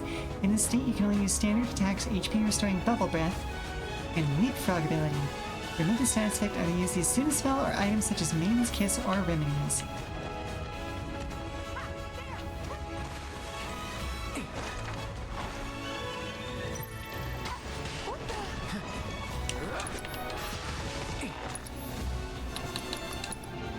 I will go ahead and use the summon here. Do your thing.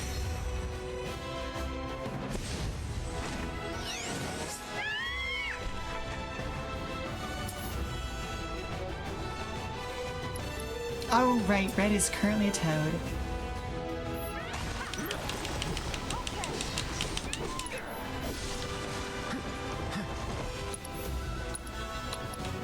Let's...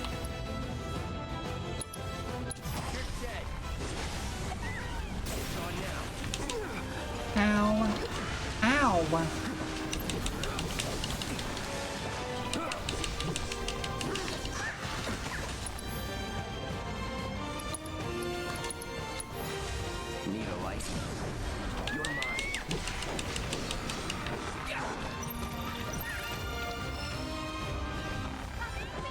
So is he just not going to turn back at all, or what? There he is, okay.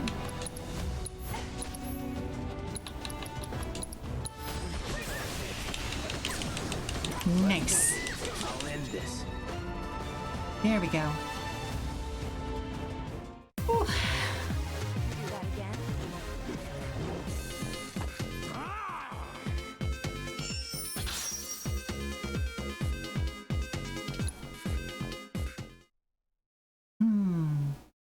Not to dip back into possible discourse, but just the whole concept of tone policing is a bit of a strange one for me. Because,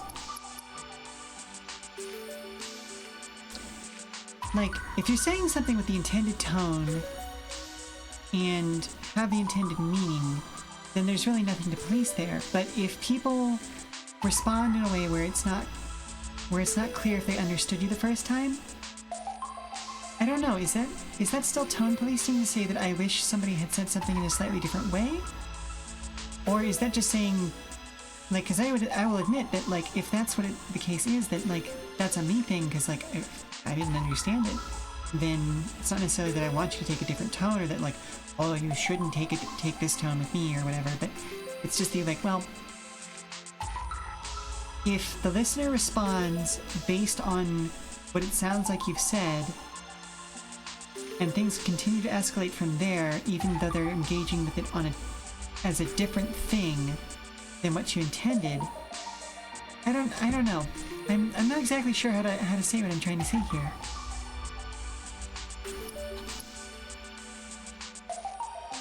Because it's not, for instance, I'm not saying that people aren't allowed to be mad or, like,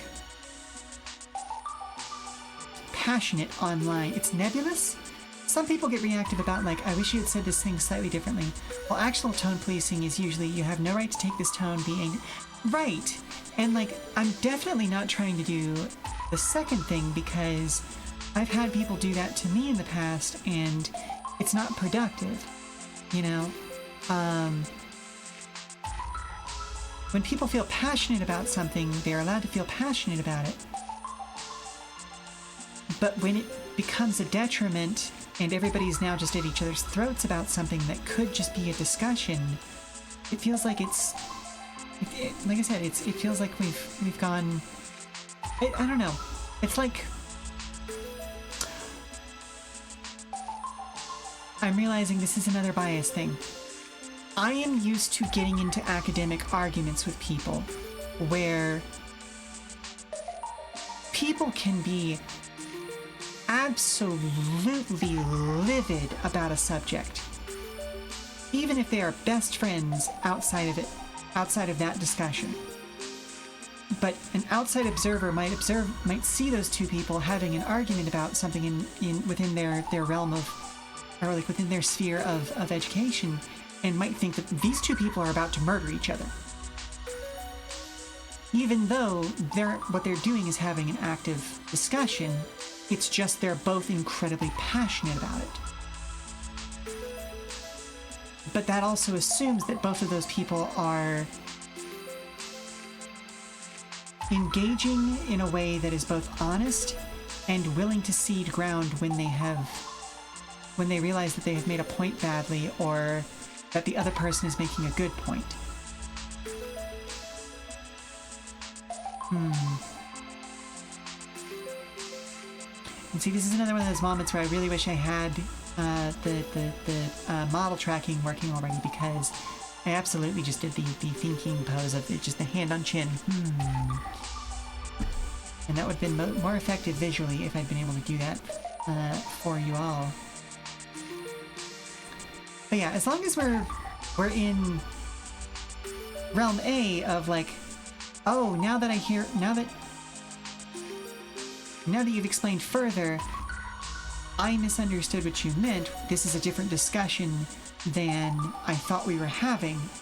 You're an angry person, you get angry at a lot of things, so you get a lot of calm down when you get worked up about something, even if you're in the right about things.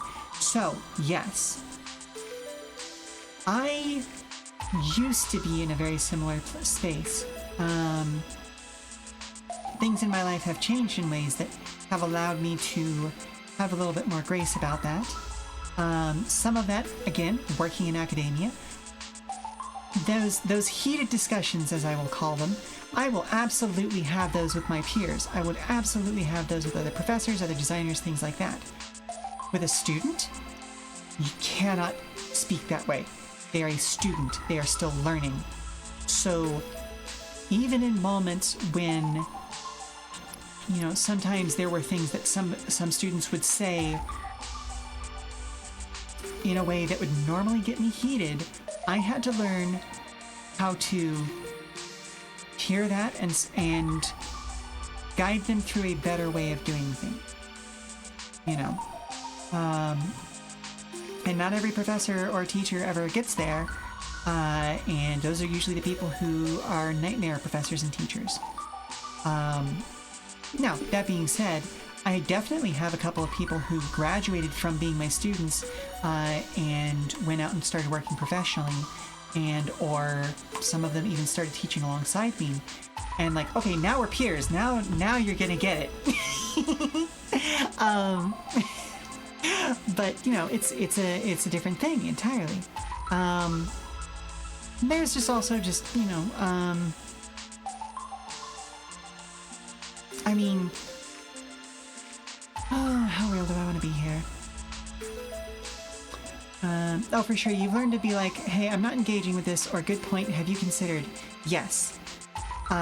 Those are both great strategies, just because, like, and, like, I am...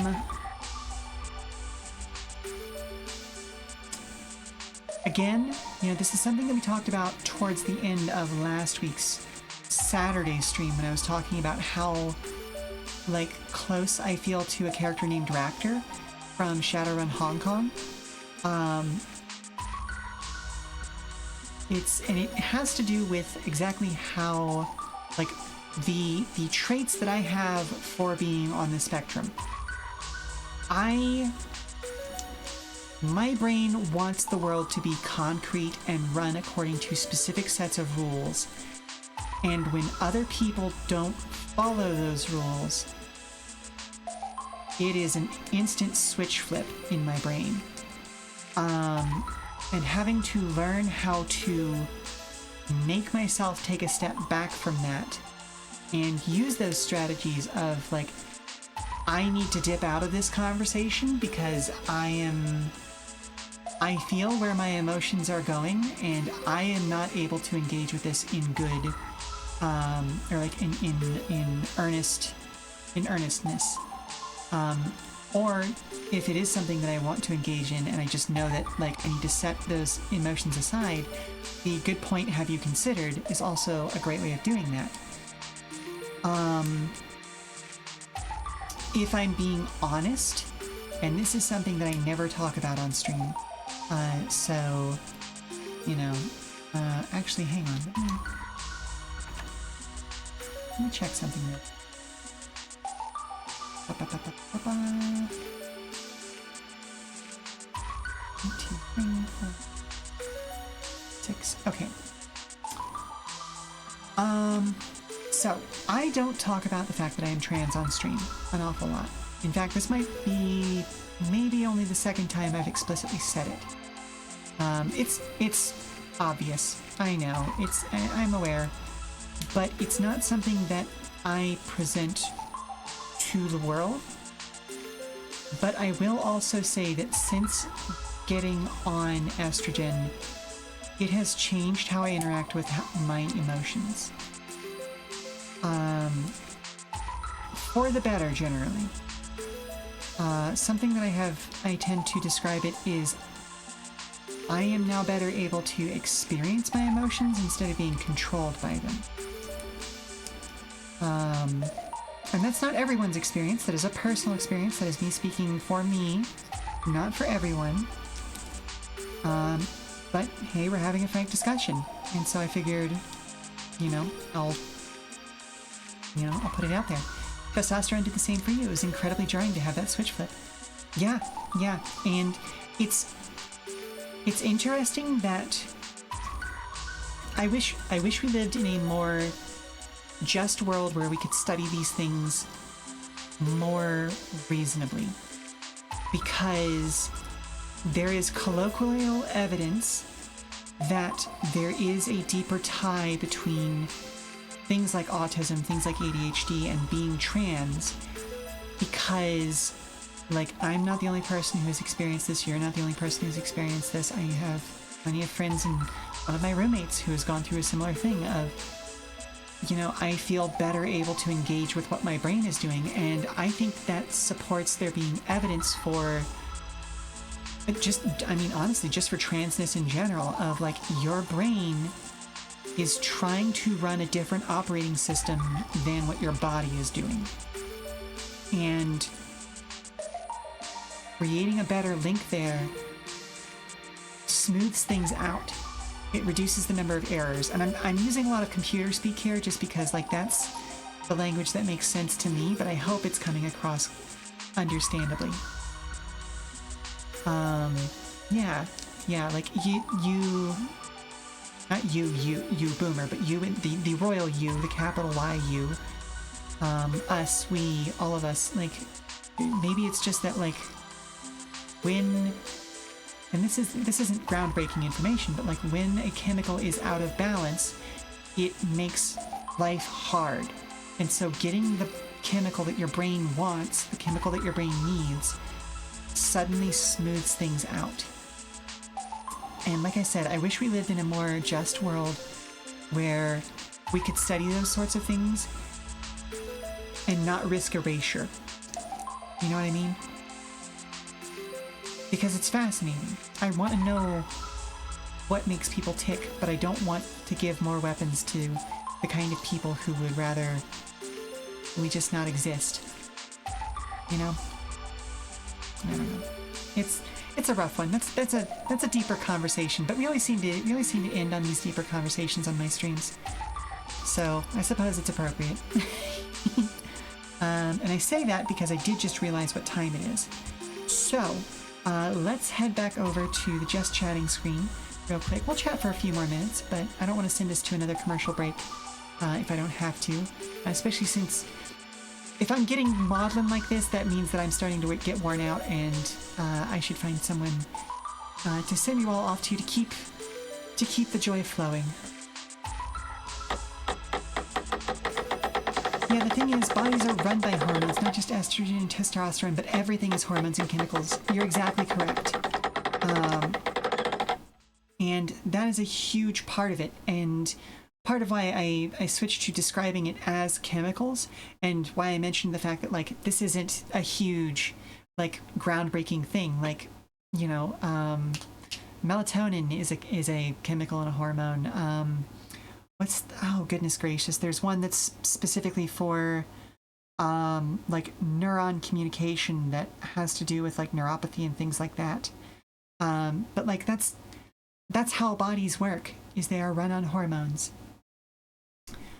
And so, yeah, like, that's what most pharmacology really is when it comes to dealing with, I'm going to use the term mental illness. It's not one that I particularly like, because a lot of these things that we're talking about, like being on the spectrum, are not things that are wrong with a person. It's just a fact about that person. And that's not necessarily something that needs to be fixed. It's just something you need to adapt to. And like I said, we've talked about the emotional levels. Yeah, again, there's a reason why Raptor is one of my favorite characters of all time. He is someone who is very, very much autistic, and the way that he solved that was by putting the emotions he had trouble dealing with outside of himself. If you're not familiar with Shadowrun Hong Kong in particular, or just Shadowrun in general, where Raptor is a larger character, essentially he's what's referred to as a rigger.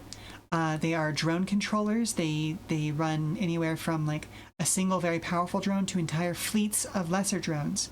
And the way that he dealt with what he could not control about himself was he took that part of his personality and essentially partitioned it off, so that that is now the part of him that runs his combat drone.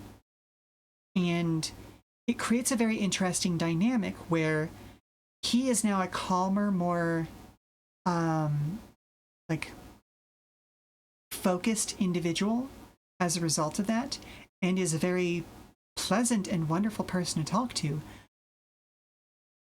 But his drone, which is hanging out right beside him, feels like a dog that's pulling on its leash at all times. And again, it's the kind of thing that, like, I think that's a fascinating concept. Would I ever want to have that done to me? No.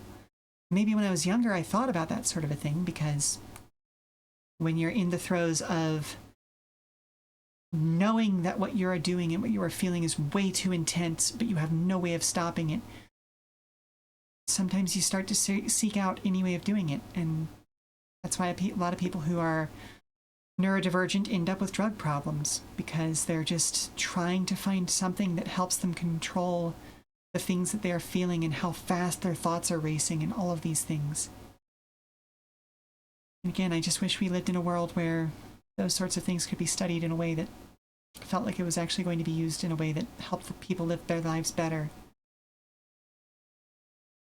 But again, these are heavy topics. But, you know, Final Fantasy VII itself is a heavy topic. It's talking about a world where, you know, it's obvious that the world is being destroyed, and that one corporation in particular is the one destroying it. And fighting to save the world is seen as a bad thing. And all we can do is try to be good to each other and have good discussions about pieces of art that we love and we enjoy, and how sometimes we misunderstand each other, and hopefully can learn to understand each other better. Well, so on that note, thank you very much for stopping by, Weary Travelers, and thank you again for the raid, Boomer. It has been a lovely day. It has been. It's been a great series of conversations today. I hope you've enjoyed today's Final Fantasy stream, whether you're here for the gameplay or the heavy topics of discussion that always seem to be where we come back to. I will be back tomorrow, Saturday, June 13th, with Demon School, which is a fantastically lovely little indie gem. We gained a couple more team members last time and started to break out of this weird castle prison thing that they've got us trapped in. So let's see if we can make good of that on that escape tomorrow, shall we? Until then, for more information about future streams, keep an eye on our Blue Sky at Come and Go Tavern for announcements and daily check-ins from the Come and Go. I have been your hostess, Sheela Ornthalis, and if you need to prop up your feet for a little while longer, we've got some more entertainment coming up soon via a raid. So let's see who is online right now, shall we? Who do we know who's floating about? Let's see. Ooh, Sono is online right now. What are they up to? Ah, they're playing Hightail. Let's go bother them because, and here's a fun fact, I have a special event coming up with them on Tuesday of next week, so maybe you might get a little bit of a sneak preview of that. So, ta-ta for now. I love you all, and thank you very much for being with me today, and I hope to see you next time. Bye! Bye-bye-bye! Bye! Bye-bye-bye-bye-bye! Bye!